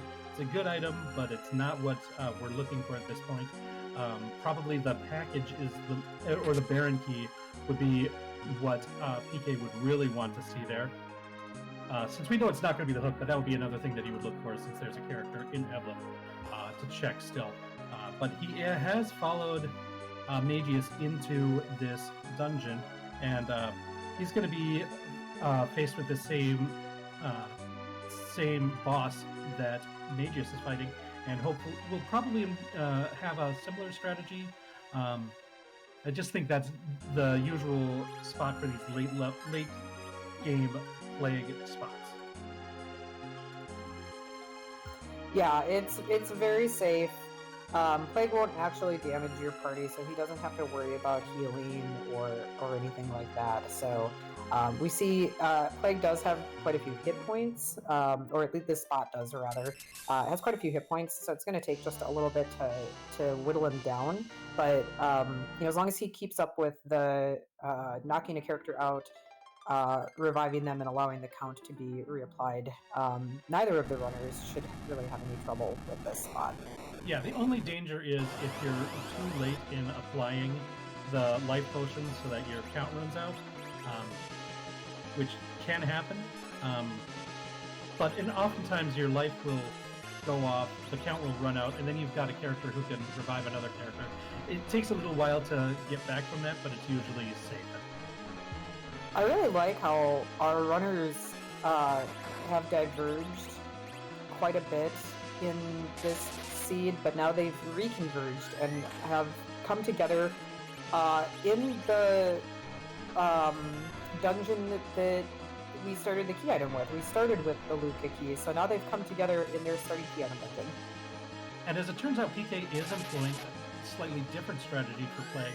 Was able to get a Star Veil up on a character before Plague got the count up, and count can be reflected. And so this just confuses Plague, because one character never has that count on him. So he'll keep trying to apply count, it'll keep getting reflected, and basically it's a free fight from here. The timing and getting it right, getting a character who's fast enough to get that on is not always an easy setup, depending on what party you have. But PK has really manipulated the party so that edge up in the top slot is just lightning fast, goes quick in almost every battle, and so was able to do that here. Yeah, really neat to see the different strategies here. Both of them are very valid, very useful strategies. So really neat to see both of the runners kind of side by side for the moment there and utilizing both of those strategies at the same time. And both of them were able to get through that fight without any real problems at all. Both of them are going to be able to walk out of here with that hook, and we will see probably very soon now what is behind that hook.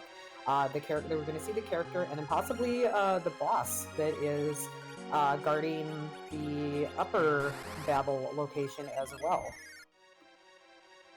And PK having access to that warp spell, which is actually learned relatively late by Palom, but also has it via Tella, is going to make it so that he doesn't have to walk. He can ride the magic waves.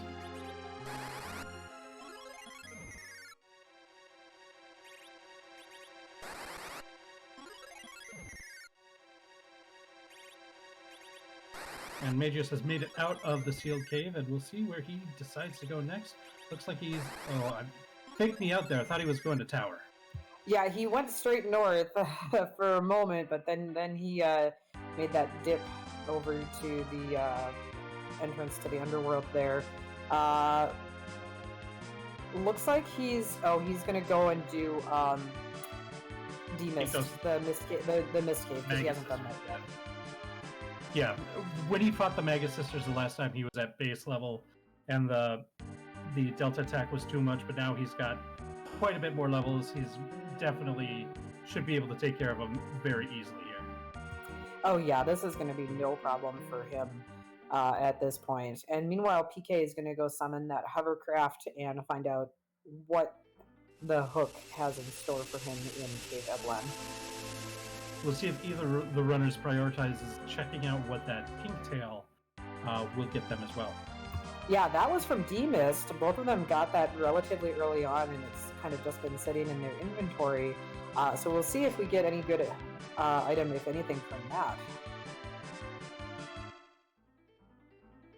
It looks like it is Evelyn that he goes first.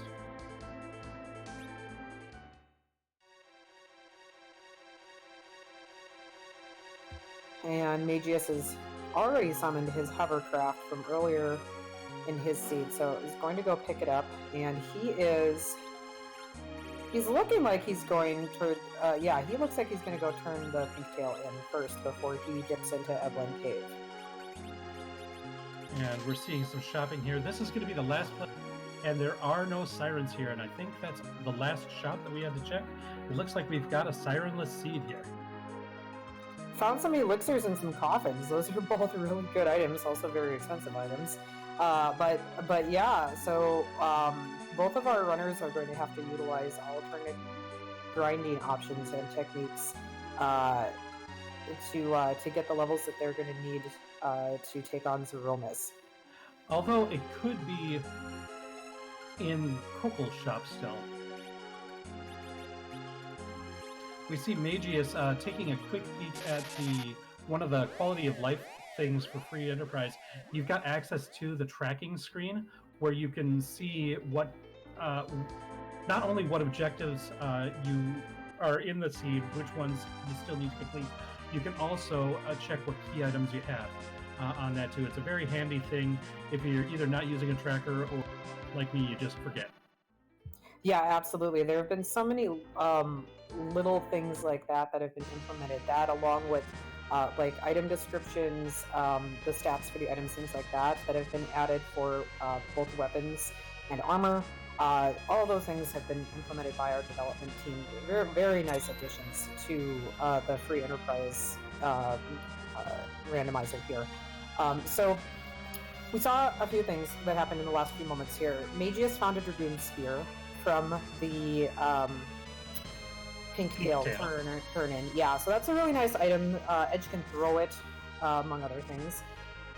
We saw a Rosa in the Hook spot, the Hook character spot, but then PK did not get her and did not go further into Cave Eblan to check the boss that's guarding Upper Babel. So that could be a total heads-up play if it's nothing, but it could also totally be his undoing if that is D-Lunars. And now PK taking the scenic route to the Giant of Babel via the moon. Maybe he was just thinking about going to the moon and then remember that there's a character check and 2 bosses in the Giant, and thought this is a place where I can just finish my run here, because if Cecil is the character and the D-Lunars are one of the bosses, that's all I need. Plus, the D-Machine grind is right there, so if he wanted to do a grind, he could get that done here, and the bosses on the moon are not going to be very much of a problem if he still has to do fights after that.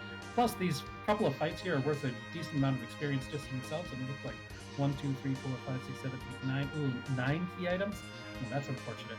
Would really like to see 10 before doing any sort of grinding, but that's still something. Yeah, this is, chat pointing out too, this is actually probably just a really stressful moment for both of our runners. You're about an hour and a half in, and you've got 2, or in Mageius' case, 3 objectives that you are still looking for, and you've got several options, honestly, that you could go to, and it's like, what do you do?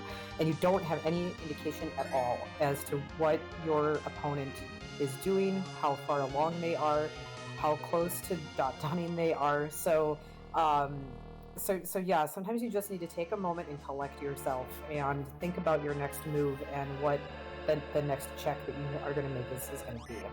Here's a Lunar Sparkle. Is this D-Lunars? We'll see after the free heal. This is not D-Lunars. Oh. No, that is the Ogs to the Pogues. Ogo Pogo right here, the Canadian Destroyer. And that is a reset.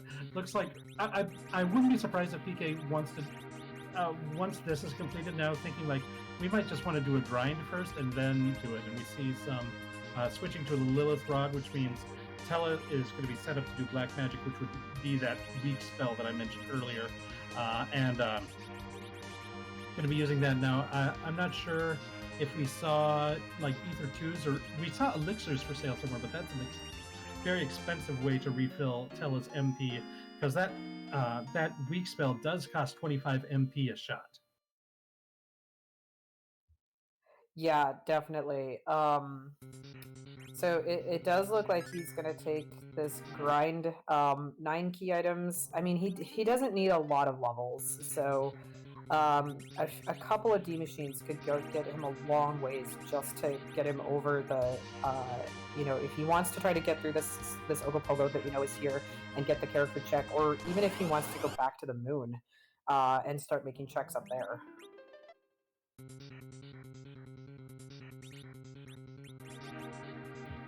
Meanwhile, Mageius has decided to, I don't think he took the Rosa that was in Evelyn Cave, but he went past and now is gonna make the boss check that's here in the Tower of Babel. And if this ends up to being the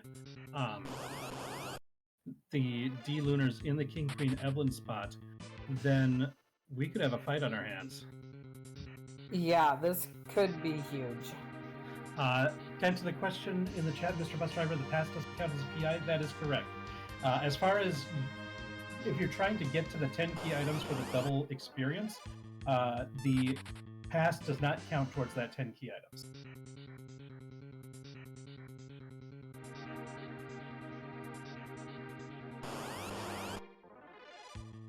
PK trying to get the correct fight here for the D machine. Looks like this might be it. He is keeping this fight. We know that this formation is the correct formation, the Searcher and the 2 Beamers. Sometimes this can result in a Horseman that the Searcher can summon, but he's not running out of it. So this might be the correct fight to get the D machine.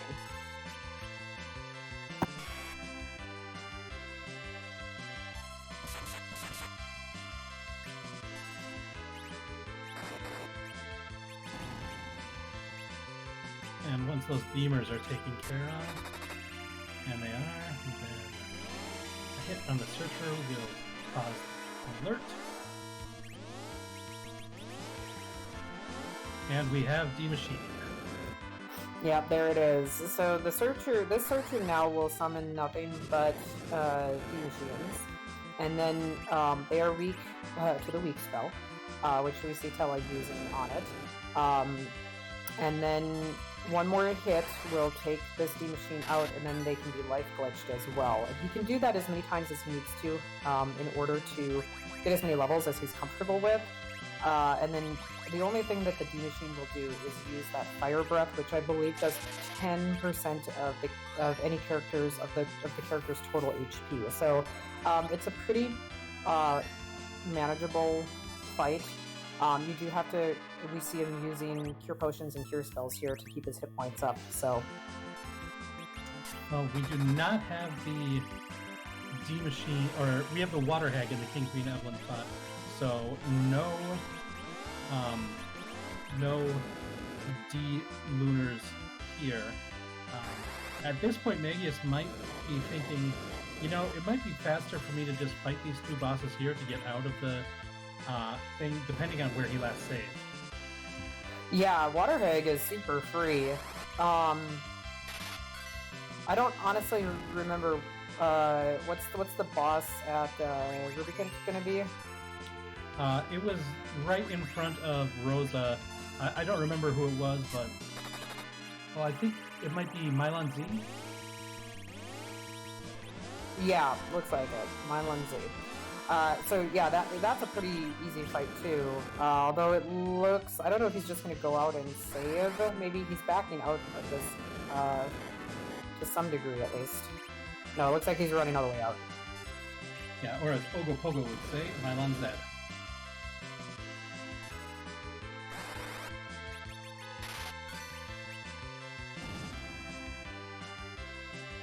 So it doesn't really matter if characters die in the middle of the D Machine fight. You just need to revive them before you end the fight for them to get the experience. So having this edge dead right now is not that big a deal. You do want to make sure that you can have at least one or more of your characters survive through the fires, which do that percentage-based attack. This is where having another white mage, this Rosa that has tier 3 can help. And I will note, PK did unequip the Heroine Robe before this. The Heroine Robe actually does a hit to Rosa's magic damage, or magic stat. So that means her healing is not as good when she has that equipped. And now, also making use of what he's got available to him, using the Lilith Rod as an item to siphon MP from Rosa instead of going to use like an elixir or an ether tube to restore Tella's MP. That's a heads-up play. When you've got a couple of characters like Palom, like Rosa, like Edge, that have an MP pool to draw from, and you've got an item that can suck that away, that's smart play. Yeah, and we saw, too, that the D-Machine won't appear until you hit the Searcher, so if you have that moment where you've got a dead character or a couple of characters who are in critical HP, you can just let the Searcher sit there and do whatever it is. It's identifying objects on you. And it won't attack you, it won't summon anything, it won't do anything until you actually hit it, so then you can take however much time you need to revive party members or heal party members, and get everybody back up and going before you summon another D-Machine. And if you'll see there, it also won't summon anything if you use Weak on the Searcher. So you finish it off by that. It's a cool 481,000 experience points, tons of levels, is now super buff, and should be ready to fight that Ogopogo.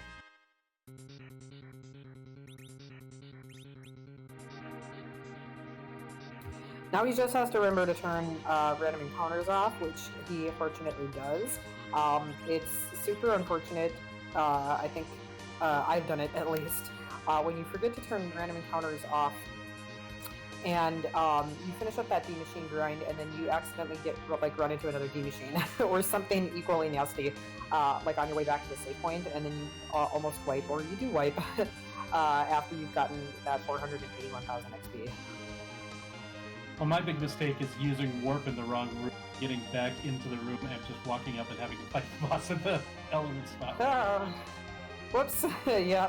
Well, it looks like he's not going to take that Ogopogo fight after all. He is making his way back out of the giant, so he may be thinking of making boss checks and key item checks up on the moon instead. Yeah, that's leaving a couple things on the table. He knows that Ogopogo is there, but there's one more boss of the character, which could be Cecil and the D-Lunars, but I guess he's hoping to get either Package or Baron Key to check another character and finding the D-Lunars on the moon. Speaking of the moon, Mageius is on the moon right now. Gonna take a peek at the boss at the Bahamut spot, and it is Ashura. Ashura is by no means free, but you can have her healing magic reflected either by double using Star Veils or casting Wall on her. Oh, go ahead. No, I was going to say, I didn't mean to interrupt you, but was that Ashura or was that King Queen Eblin? I thought it was Ashura, but I have a small laptop that I'm using, so I could be wrong. I would imagine if it was King Queen that he'd want to do that fight, but... That's what I thought as well, and so I'm not sure why he is exiting out of here. Chad is also thinking that it was King Queen Evelyn, but I'm not sure why he would leave it if it was King Queen, because that's a free fight. So that's super curious. Now I really want to know what that boss is. Well, smell my chocobo. I guess I could be wrong there. Well, we have both of them dipping down into Lunar Subterrane now, so now it's just a race down to finding what is at the boss spots and the key item spots down here. And this is interesting. This is another big opportunity for Mageius to play catch-up. A lot of these places that PK checked that Mageius didn't ended up to be superfluous. They weren't things that led to anything that was needed. The only thing that's important that Mageius is missing is that tower key. That's going to be, or excuse me, not the tower key, the Earth Crystal, because that did lead to Tella. So our restreamer Blaze confirming it was King Queen Evelyn. Yep, I'll take that one. It's really curious why I wonder if he was thinking. I mean, the only other boss that it would look like is Odin. It's the same sprite but different colored. But we already saw Odin, so I'm not. Maybe if he forgot that was Odin, or maybe didn't realize that what that boss is. Or maybe he's gonna save it for on his way back out. I'm not sure. Or maybe he thought, like me, that it was Ashura. Absolutely. And Neckbeard Tech, blame it on the purple rain. Hey, I live in Minnesota, so it's always purple raining here. So. And we're going to see our first boss check on the moon for PK. Ooh, that is the alt Gauntlet. Is that at first I was like, did he take a random encounter? But no, yes. That the alternate, the Fabul Gauntlet, but we have the alt Gauntlet on, so that's going to be 6. Is it 6 random not random encounters? They're set, but they're encounters that are pulled from the random encounter set from the area that the runners are in. So that's going to be a really mean fight here. Mageius also resetting out of that fight. Yeah, that's a tough one. It is my favorite new addition to version 4, and not just because I was the one who suggested it, but I think it just adds a lot more variety to what can often be just a boring set of like 2 minutes going through all those regular Gauntlet fights. I didn't know you had suggested it. So we have Rex who suggested alt Gauntlet and Employment Force now. So very very nice. If I'm going to get my brags out, I also suggest the Dark Matter Hunt. So I know a lot of people don't like that, so you can definitely blame me for that one. All right, so that's 2 points for Rex and 25 points against Rex.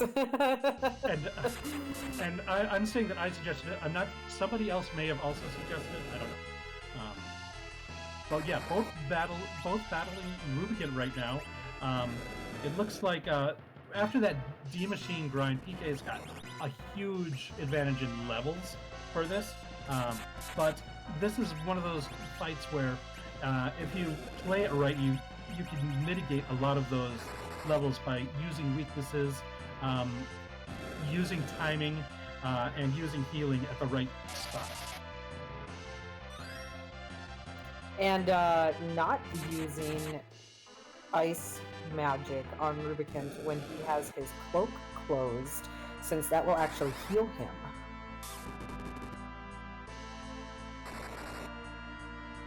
Right, that's one of the things that Rubicon brags about, his Cloak of Flame. But when he dares to peek out that leg, just bash him with the ice magic and he takes a look. Yeah, we see quad 9s coming from Palom over on PK's screen when he does manage to get that Ice 3 off while Rubicon's cloak is open. Now, it looks like Mageius had opted to Berserk Yang, and it looks like that might end up be backfiring a little bit on him. It is doing a lot of damage to Rubicon.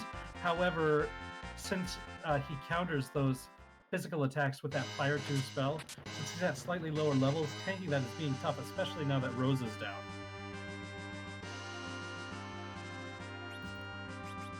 To answer a question in chat about Dark Matter Hunts, since we were talking about it, that is one of the new objectives for version 4.0. Dark Matter Hunts involve an alternate objective where instead of looking for... so the objectives that we have here are the 5 objectives that we have displayed in the middle of the screen. In dark matter hunts, there are 30 dark matters. They're items that are located in random untrapped chests throughout the world.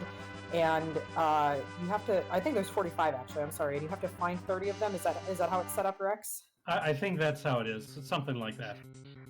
Yeah, so it's basically a treasure hunt. So instead of looking for bosses and key items, you're looking for regular items. But of course, you're still going to be looking for key items to unlock locations like the moon and the underworld to get to those untrapped chests. Now, PK did get a reward of the Adamant for beating Rubicon, and that's going to give him 10 key items, so he's at the double XP threshold. And he can turn those in, that along with the Legend Sword for an Excalibur, which still might be useful if he decides to end up with Cecil. Since he already did a big grind, that he might not want to keep Cecil, but if he does want to make that choice, he could also make it so that Edge will have another thing to dart. He gets through this Dark Knight Cecil fight by having a lot of HP, yay Yang, and able to revive some characters so that a lot of them get the experience. He doesn't really care about experience for Tella at this point, but everybody else getting some more levels is always nice. Getting a pan for his trouble, so he now can go do that second Sheila check as well as the actual Sylph check and get 2 more potential key items by going back into the Sylph cave with that key item. So the question is, when do you do you save up here on the moon, make that check and see what it leads to, and then if it doesn't give you anything, go back, or save scum and come back up here? Or do you just finish out the moon at this point? It looks like no matter what, he's just leaving that alt gauntlet. If that leads to, like, for example, the package, which is where Cecil is, that's what I'm hoping. I want to see them fight this alt gauntlet. But that's just something that's still going to be looming large in the back of PK's. Probably like the bosses and character in Giant are for him at this point as well. Yeah, this seed has already been trolly, and that would be like the ultimate end troll for this seed, is if they had to go through that gauntlet to get to something, to get their last objective. But it looks like he's going to go for more lunar bosses. We have the vanilla wyvern spot, and there is the D-lunar. So there's the number 5 objective that they're going to be looking for. The only thing that they need now is Cecil.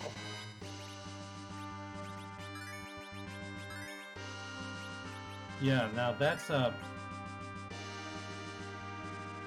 definitely would say this fight is not free.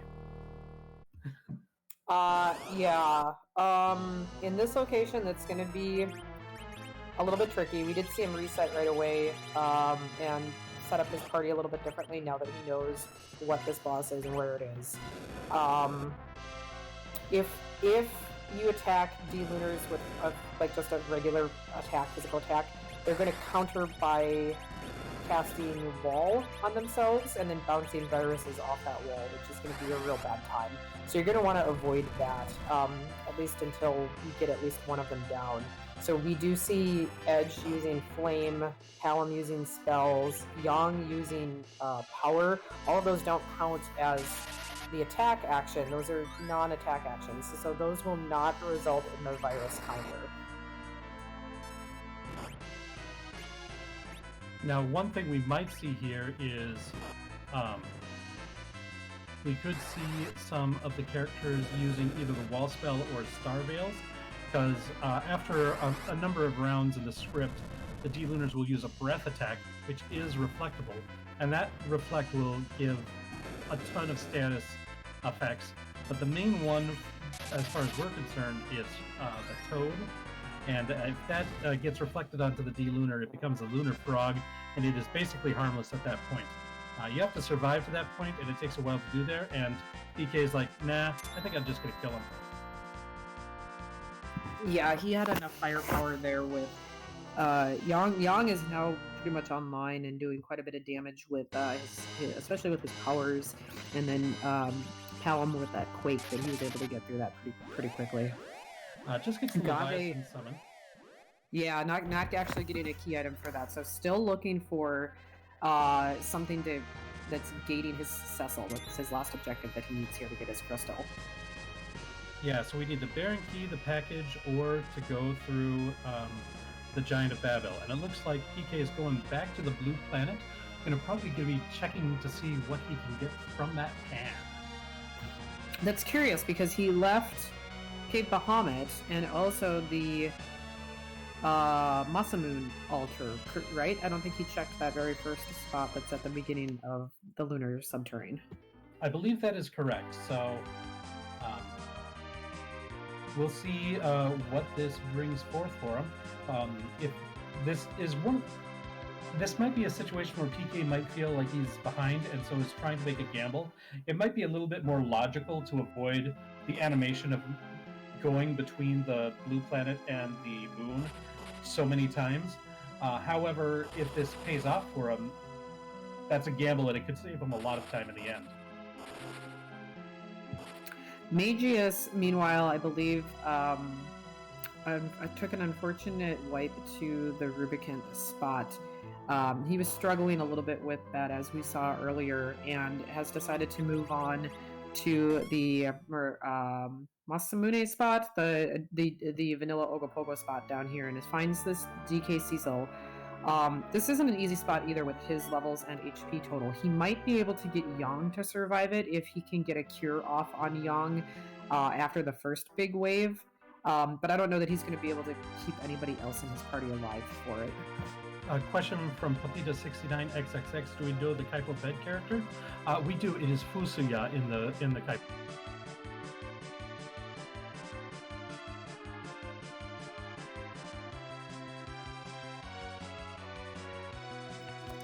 And looks like we got a rat tail from the Sylphs. So PK is going to immediately go cash that in. He's picking up his hovercraft with the hook that he got earlier and is going to go turn that, and probably also the pink tail in, since he has not turned the pink tail in yet.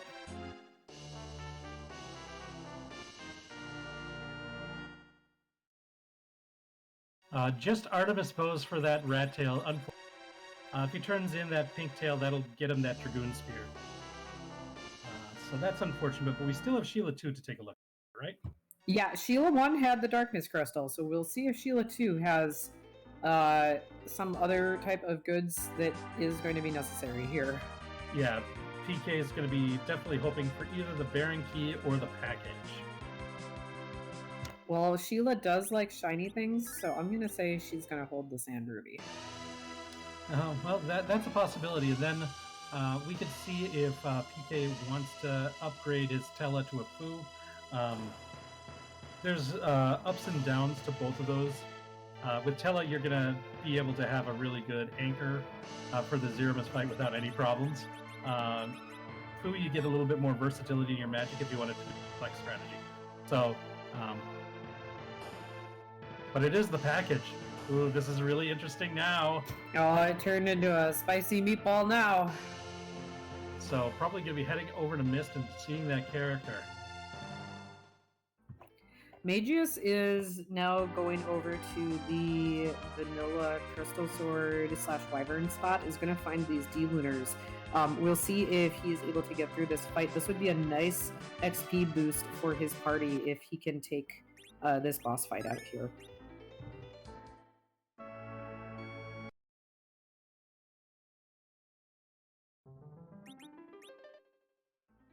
Ooh, that is not Cecil, that is Rydia. That's a vanilla Rydia in Mist Village.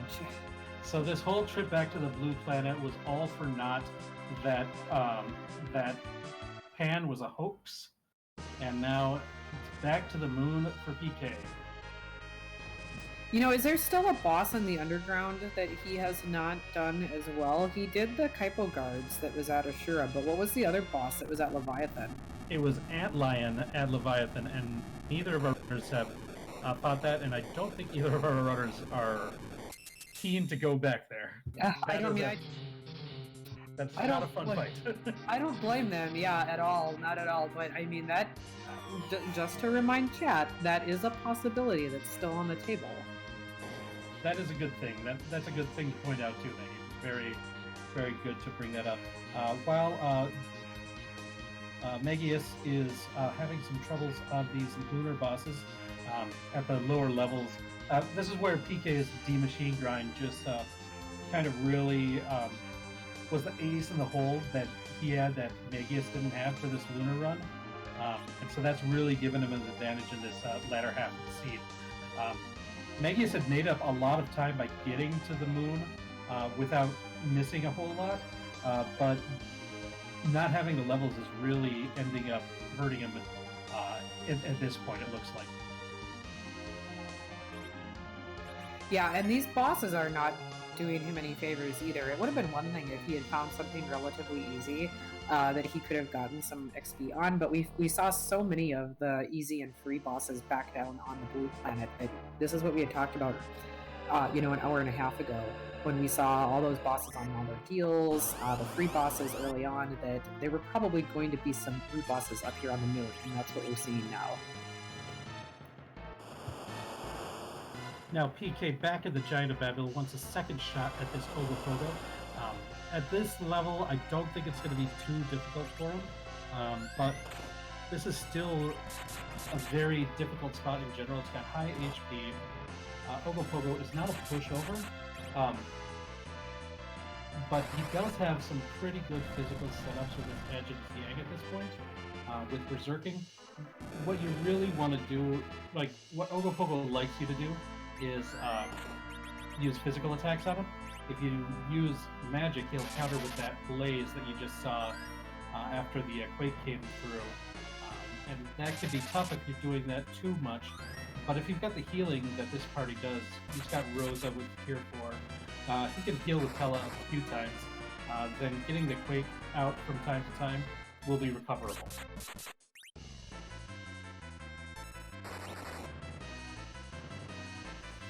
Yeah, and this spot has a lot of HP. It's second only to Zero Missa, so I think he'll be able to get through this without too much trouble. It's going to be a bit of a long fight. Meanwhile, Mageius is making his way through this D-Lunars fight, trying to keep his party alive. We'll see if I saw that he had a Star Veil in his inventory. He's hovering over it. Hopefully he knows about the Lunar Frog strats, and he might just be waiting for the opportune time and character to use it on, that they don't die before the breath attack comes out. And Tella is down on PK's screen, but I don't think PK cares too much about that.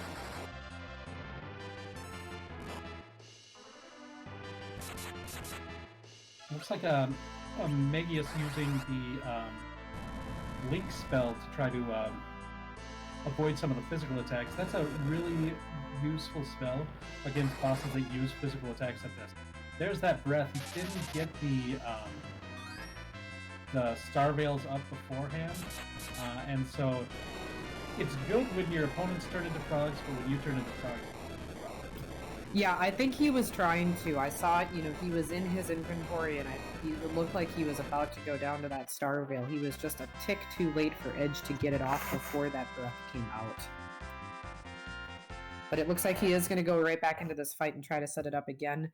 Meanwhile, PK is through the Nope Rope at Elements, and so we're about to see what this second boss here at the CPU spot is, and then momentarily we will see if this is where the Paladin of Baron is hiding out inside the Giant. And this second boss here in the Giant of Babel is another one that is, I would say, is not free. It's another one that has very high physical and magic attack. It doesn't have the HP pool that the one before it has, but most of the other stats are very scary at this spot.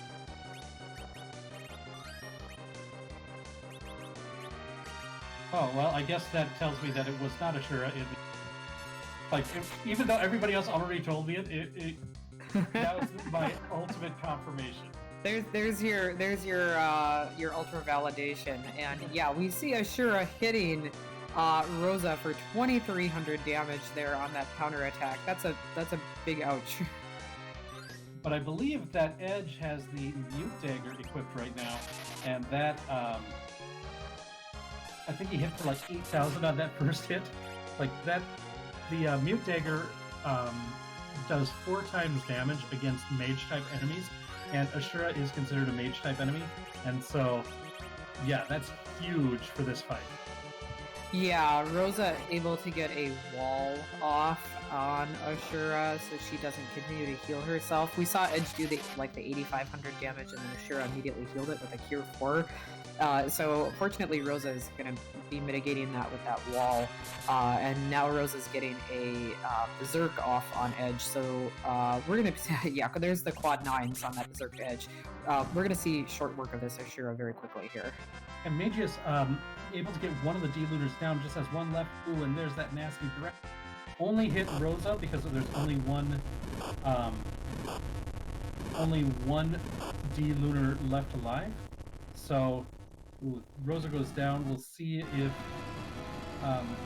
Mageius can recover here, but definitely is making progress in this fight. Getting the strategies a little bit better. It does take an unfortunate wipe, but maybe we can do something. But that is not Cecil. That's a vanilla cane.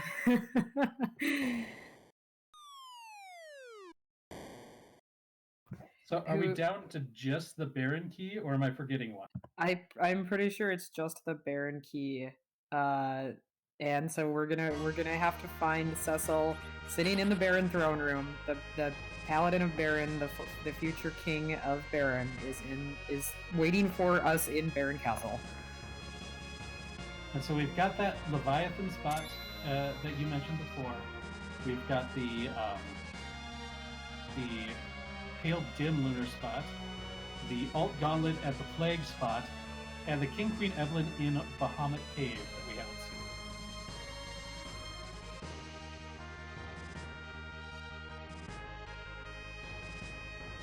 seen. Yeah, so still actually a number of checks left for PK to make in order to find what he needs. I think he has to know now what he needs because I think he's checked everything else. And fortunately, it can't be behind a like some kind of big rabbit hole chain. We found everything else except for the spoon and the sand ruby, and neither of those lead to anything. So he's just looking for the Baron key at this point.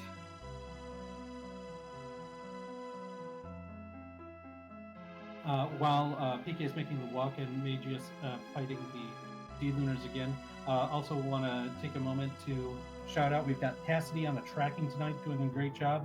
We've got Moonblaze Wolf being our awesome restreamer tonight. We wouldn't have a show without the people tonight. And I want to give a shout out, big thanks to the RPG Limit Break community who's letting us have some of our League matches on their channel. That's just really awesome for the whole of Free Enterprise. Yeah, and of course, thank you so much, Rex, for sharing the commentators booth with me tonight. It's been an absolute pleasure to commentate this seed, this slog of a seed with you. It's actually been a lot of fun to watch the runners. I don't want to say suffer, but to puzzle their way through this. This is seed that I think Moonblaze was the one who rolled this. So good job to our restreamer Moonblaze for presenting this wonderful seed for us to commentate together. And right back at you, Maggie. Always a pleasure to work with you. So, PK, the King Queen Evelyn have regained consciousness and disappeared. And now we're going to get a check, see if we can get lucky and have the Baron key be right here.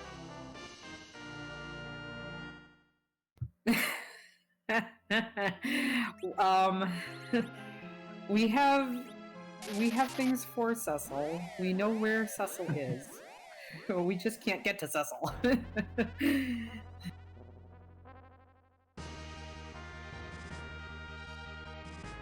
Yeah, this is a definite trolley seed.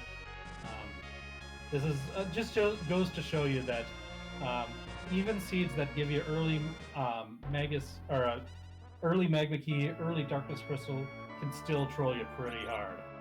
Yeah, and easy objectives like defeat the boss of the Mist Cave, that's a really easy objective. And even defeat the bosses of Dwarf Castle is not too difficult, especially with an early Magma Key, like we like you talked about. So a couple of really nice, easy, chill objectives, and usually getting a character is not the difficult objective. Usually it's the boss hunts that really trip people up, because you can get bosses in really obscure places, like the Kaipo Inn spot behind the package that people forget to check, or they have to get one specific key item to check. Well, now it's just the opposite. Now it's the character check that's thwarting our runners tonight. Well, I would argue for Mageius, this boss hunt has been thwarting him so much, but he's done a very good job of adjusting his strategy to do as well as he can with these low levels against these D-Lunars, using what he's got in his head, making use of that blink spell to get more character to survive the strong physical attacks that are at the spot. Unfortunately, I think he might have accidentally reflected a blink onto D-Lunars, because I just saw a miss from Yang, and if you blink the opponent, it will give them that blink status, so 2 hits are going to miss. Oh yeah, that's really unfortunate. If he had a Star Veil up on one of his characters to set up the lunar frogs, and then accidentally forgot that that blink was going to get reflected, that's actually pretty easy to do. And when you're in the middle of a fight like that, you're just like, I got to do this thing, and then you forget that this other thing is going to happen instead. So it looks like the last 3 spots that we haven't seen, or that we haven't seen what comes from them, are all really nasty, trolly, just you don't want to deal with them spots.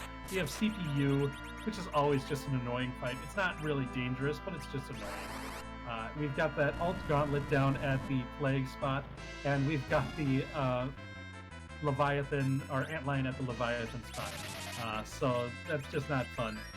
Looks like PK is doing one of my preferred strats for this fight, which is just go ahead and quake everybody, deal with the Globe 199, and revive them afterwards. I think with his party and his levels, that's not really a bad strat at all. He's got the resources and the ability to revive here, so yeah, I think he'll be okay. And is he nuking? What is he doing? Is he nuking Yang? Oh, I don't know what he's doing there. I'm not quite sure what his strategy there is.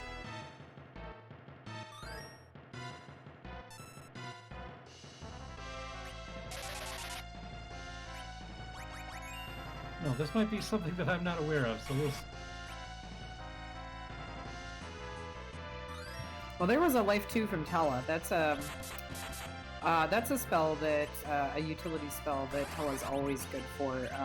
No matter what his magic stat is, that Life 2 will still always revive for max hit points, just like Cure 4 will always cure max hit points when you single target it against a single character. And so Life 2 and Cure 4 can really come in handy when trying to heal these big HP pools that somebody like Yang has. He is using a Star Veil on Tella now, so maybe he thought that he had a Reflect, or was going to have time to get a Reflect up before that nuke went off. But looks like now he's opting to... he's going for float strats is what he's trying to do now. So this is a neat little strategy where if you cast Wall on one of your characters and then float on your party, the float will reflect off of the one character who has Wall, and will target one of the two, either the CPU or the attacker that is still alive. And if you get lucky and it targets the attacker, then Quake will only target the CPU. So he set that up just perfectly. It does take a little bit of a setup and some luck for the float to target the attacker. But as we saw then, now Callum's Quake is only going to target the CPU now. Which is important because Quake gets around the reflect that the CPU casts on itself. which is why you can't just nuke it like you can so many other bosses near the end of the game. Right, yeah, so you can only target it with like the AoE spells like Quake or even Meteo. But if you do the AoE spells and then you take out both the attacker and the defender, like we saw, it's going to use that Globe 999 and decimate 2 of your party members and then revive both of the little orb bits. Yeah. Ooh, we've got that Baron Key. Sadly, that means alt Gauntlet not required. Yeah, and it looks like our scavenger hunt has come to an end. PK is immediately exiting out here and is going to be traveling back down to the blue planet and following up on that Baron Key immediately to find his Cecil that he knows is waiting for him there. Right. So this is just going to be another trip there, and then you should be in Go mode pretty soon. We know Baigen is the first boss there, and that's not going to be a problem.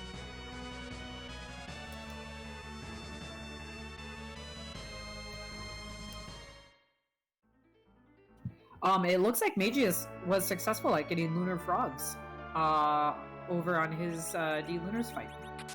Yeah, and at this point, even though he's only got one character up and working in Yang, he should be relatively safe at this point because the frog stat just reduces the attack down to almost nothing. Just even though Yang's in the front row and Yang doesn't have the best equipment, I mean, he never has the best equipment for defense unless you've got adamant armors. He's just taking the 1 damage, so it might be a while. Like, he's going to want to revive the characters so that they can get the experience. But this is basically a 1 fight, so well done, Mageius, for finally getting it to work. I mean, he had been trying for a while and getting ever so close so many times, and finally to get it work, that's just got to be a relief. Yeah, absolutely. So, good for him on his perseverance here and for trying. He, like you said, he tried a few different strategies in order to get this to work, and I'm really glad that he was able to get it and to show us. These lunar frogs always just crack me up. I love to see it when runners are able to get this strategy to go off. And I'm not sure if they're in the chat right now, but I think I saw them earlier. It was, I believe, in the first Highway to the Zenith Zone, Dipwood, who first showcased that strategy, which has become very popular within the community. Everybody loves the lunar frogs because it's really fun to see and it's very effective.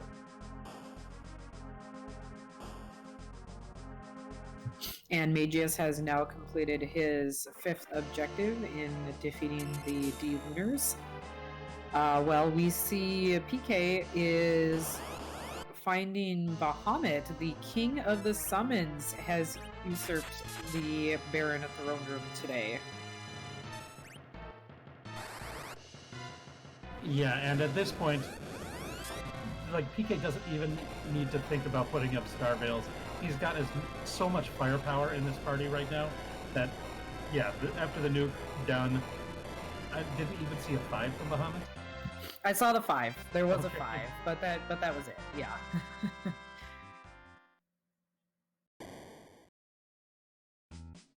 And King Bahamut falls, and there is King Cecil to finally take his rightful place among the party. It's like, getting yeah, finally getting his final objective and getting his crystal after completing all 5 objectives here. And still has to mess with the inventory management. Dismissing Cecil immediately, you are too little too late, Paladin of Baron, and still has to go down now through the basement trash can here in Baron Castle to see what this key item is before he can actually go to the Zeromus fight. Cecil's got to be like, where would you expect me to be? This is my hometown. Exactly. All you needed was the Baron key to unlock the sewers. I've been sitting here this entire time, waiting for you.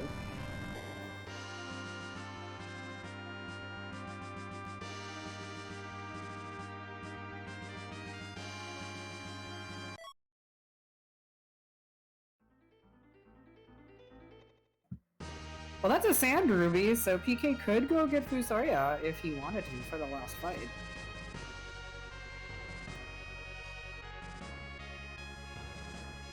I like how PK is just using the big whale as his airship at this point. Yeah, you know they gotta go fast when they don't when they're using the big whale to go places on the overworld here. But it looks like not going to pick up Fusi up. Going to be happy with this party, and it served him well this whole seed. Might as well have them, the 5 of them, get the glory of defeating. Well, that's an interesting point. Who are we defeating? What's going on here? What's up, Maggie? Oh yeah, we have a question, and we see some flags coming out in chat too. So, Zeromus is the so Zeromus is the final boss, and we don't move him around because he's too big and too difficult to move around. So instead of moving him, we change his sprite. So there's a question we like to ask in chat when we approach this final fight. And Rex, whose butt are we gonna kick tonight? We're gonna find that out soon. It is butt time. So, yeah. Do you have a favorite one that you've seen, Maggie? I like the one from Hollow Knight.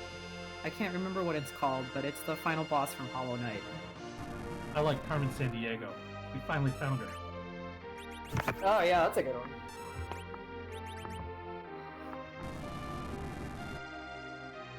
Okay, Crystal being readied up by Tella, and we'll soon see who our victim will be.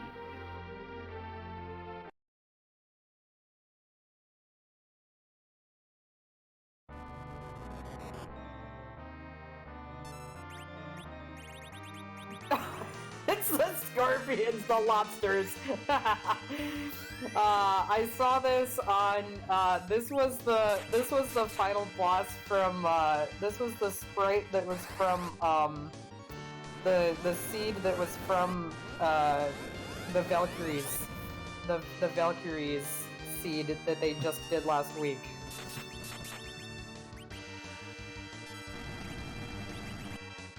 On RPG Valkyries. I believe that Scala did this specifically for Demarine. That would make sense. Big troll for any Final Fantasy 1 or Final Fantasy 1 rando runners. Yes.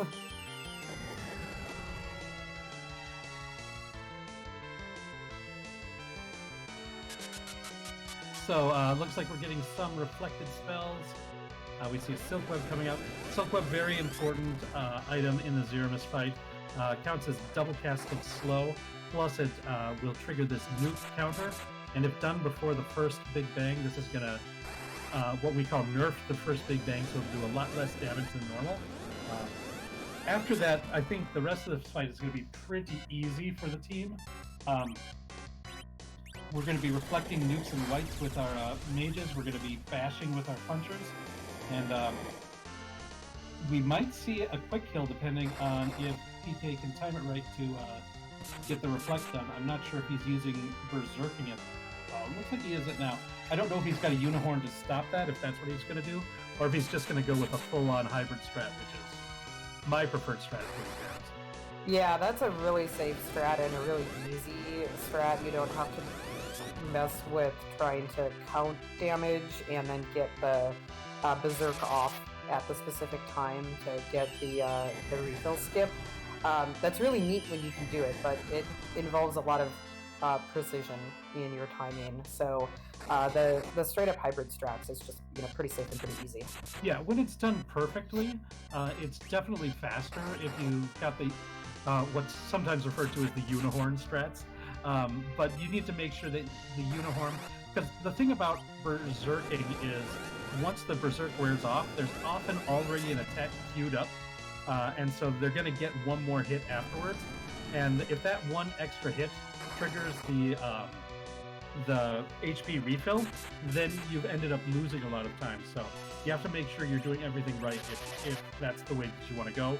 Whereas a straight up hybrid, where you've got like somebody as strong as Edge in this fight, you don't really need to worry about the amount of time that you save by doing we've got rocks falling. So the amount of time you save by doing the Unihorn strat isn't worth the potential loss. Yeah, even without doing the hybrid strats, we see that this fight went very quickly. His levels were really high after doing the machine grind and then the extra levels he got on the moon. And there's the flash. So get your GGs out in chat for pk4787 coming in first in tonight's race. Yeah, big GGs. PK played this really well. I mean, the time might look like it's over 2 hours, but PK almost pulled through the seed. There's only 2 spots left that he had to check. Well, I guess if you count 3, if you count the Odin spot too. But he played it really well. Did some really good strategy that we saw in a lot of the boss fights, making use of what he had, like just knowing what he's got available to you. We see changing of equipment to suit the bosses that he sees. We saw different spells and items being used at the right time. Just well played all around by PK, and he gets his well-deserved first win in the Fabul Gauntlet. And just for the record, his official SRL time was 2 hours, 17 minutes, and 59 seconds. And we'll see if we can get him in here for an interview in just a moment. Now, unfortunately, that means this is going to be the end for Mageius. We'll see. Definitely root him on, and he's played well too. He didn't get that D machine grind, which is really what put PK over the edge. But again, we saw a valiant effort in a lot of places, especially how he was able to get that D machine, or not D machine, but lunar Ds done at really a relatively low level for where that was. So that was just really well played by Mageius. Yeah, absolutely. And it looks like we are now joined by pk4787. GG, and congrats on your first place finish. Thank you. Now, I'm wondering, did you feel like you were behind for a lot of that? Oh, yeah, especially towards the end. I saw that alt gauntlet at White Spear and just decided I was going to check the character at the Giant, and when that didn't play out at all, I was like, okay, here we go. I'm going to lose when I get into my Z fight again. Yeah. So, that Thunderclaw on Edge really did you well in a number of fights, didn't it? That is my go-to shop search weapon, as far as particularly these flags go. It's great for those trap chests, several bosses, and I mean Yang or Edge can put it on, so it's just nice to have in the inventory.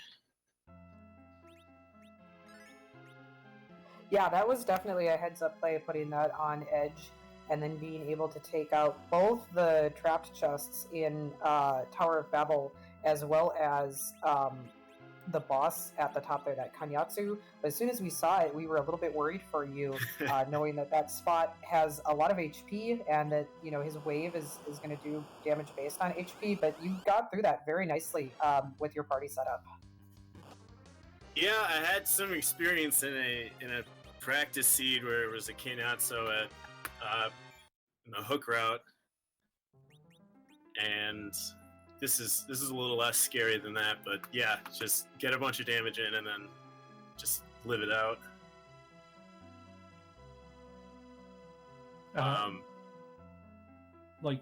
So this seed gave you a relatively early magma key and darkness crystals, so much was available to you relatively early in the seed, but yet it turned out to be a pretty trolly seed, and it took both of you over 2 hours in order to complete it. What's your thought on a seed that gives you a start like that? Well, this was one of those where, you know, you have everywhere and nowhere to go. You couldn't find sirens. There weren't even coffins until I found the hook.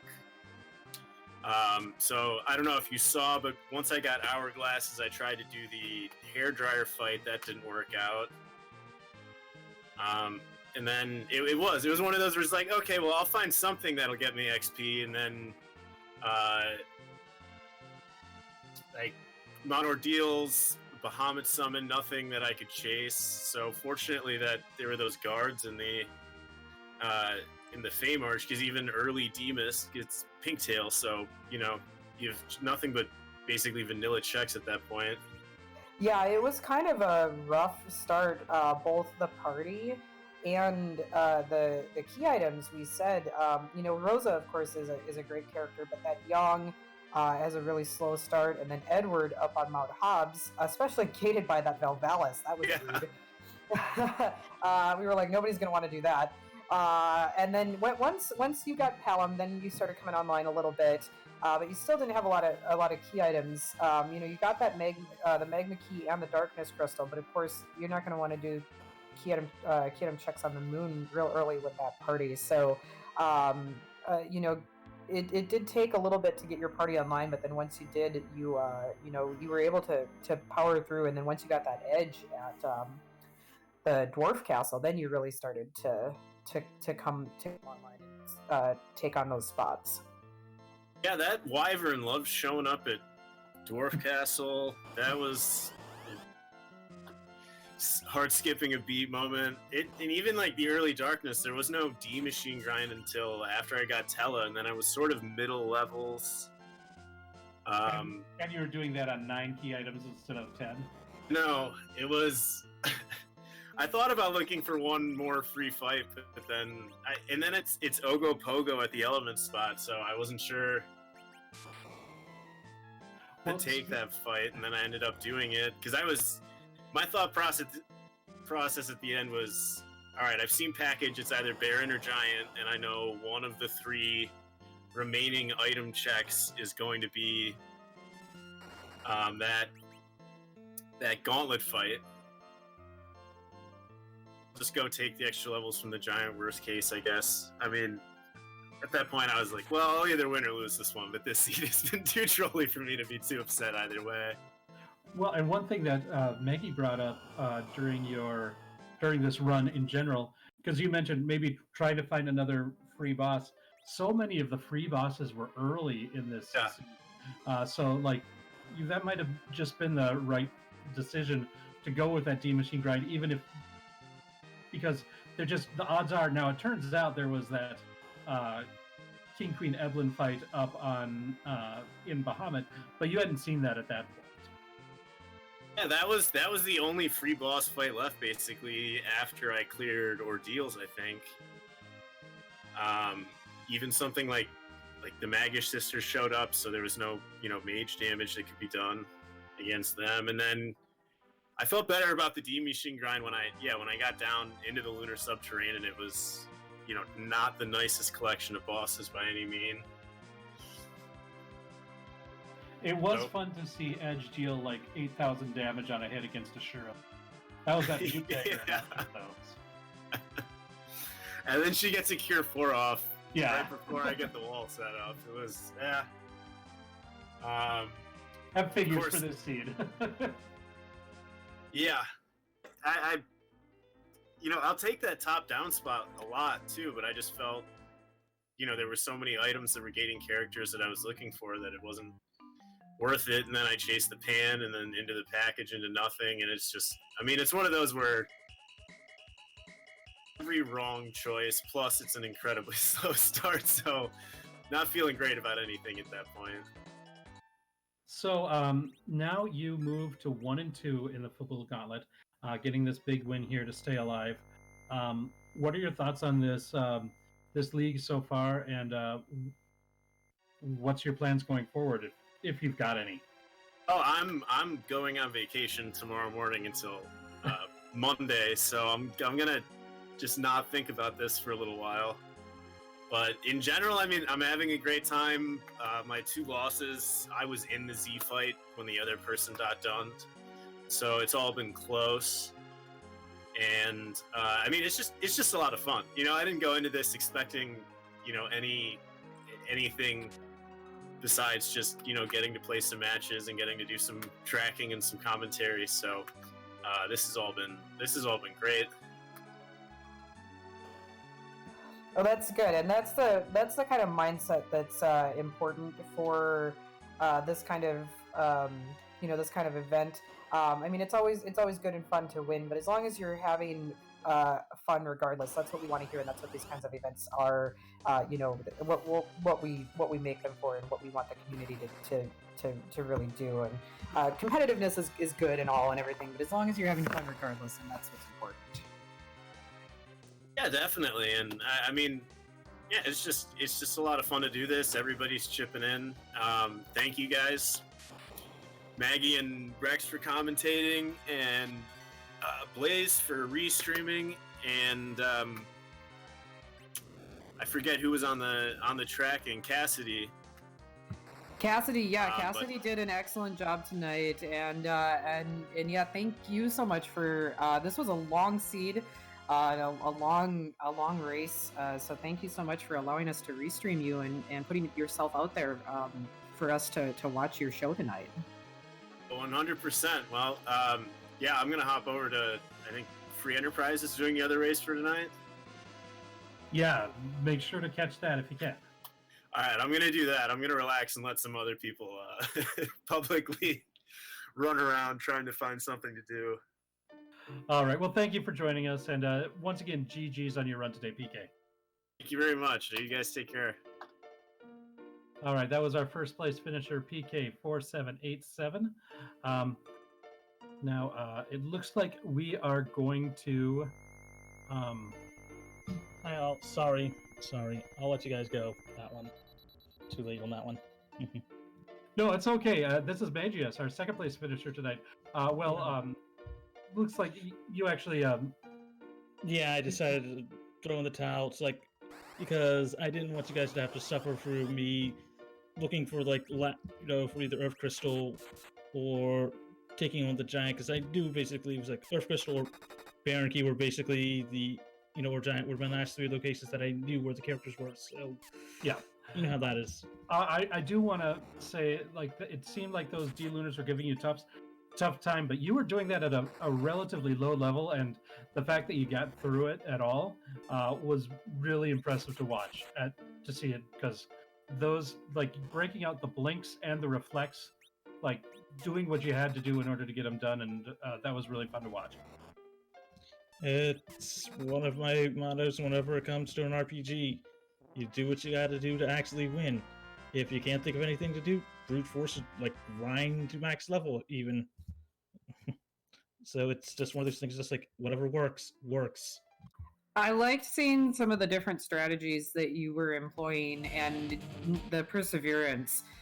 This was a really difficult seed. We were just talking about that with PK a moment ago before you came in, and there were a lot. It was a very slow start, we said, and also even after getting a few of the better characters like Palom and Edge, there were a lot of rude bosses later on the moon.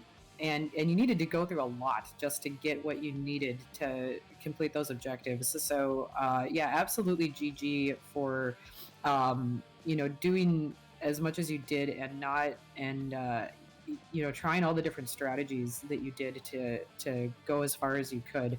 And this was don't feel bad at all about that the second place finish, because this was definitely a rude seed. Let's put it this way. The 3 seeds I've had so far. One was a Skull Kitty special, rolled by her. The second one was more of just are you serious again? And then we had this monstrosity. That's been my seeds. And I know if I were to probably roll a seed, people would love it, but yeah, that's my luck sometimes. It's good when it's in, and horrible when it's not. There you go. Once again, thank you for letting us watch your race tonight, and thank you for joining us for an interview. And whatever the future of Free Enterprise brings for you, I hope it's more good luck than bad going forward. No problem. I personally intend to, once this is done, shut down my computer and go watch the other race. So I'll be in chat, chilling for that one. All right. That was Mageius. in our race suffered a tough loss to PK. PK was able to get that grind gave him a bigger advantage, and it looks like we are going to be sending everybody on over to the Free Enterprise channel where we've got that second race tonight. Maggie, do you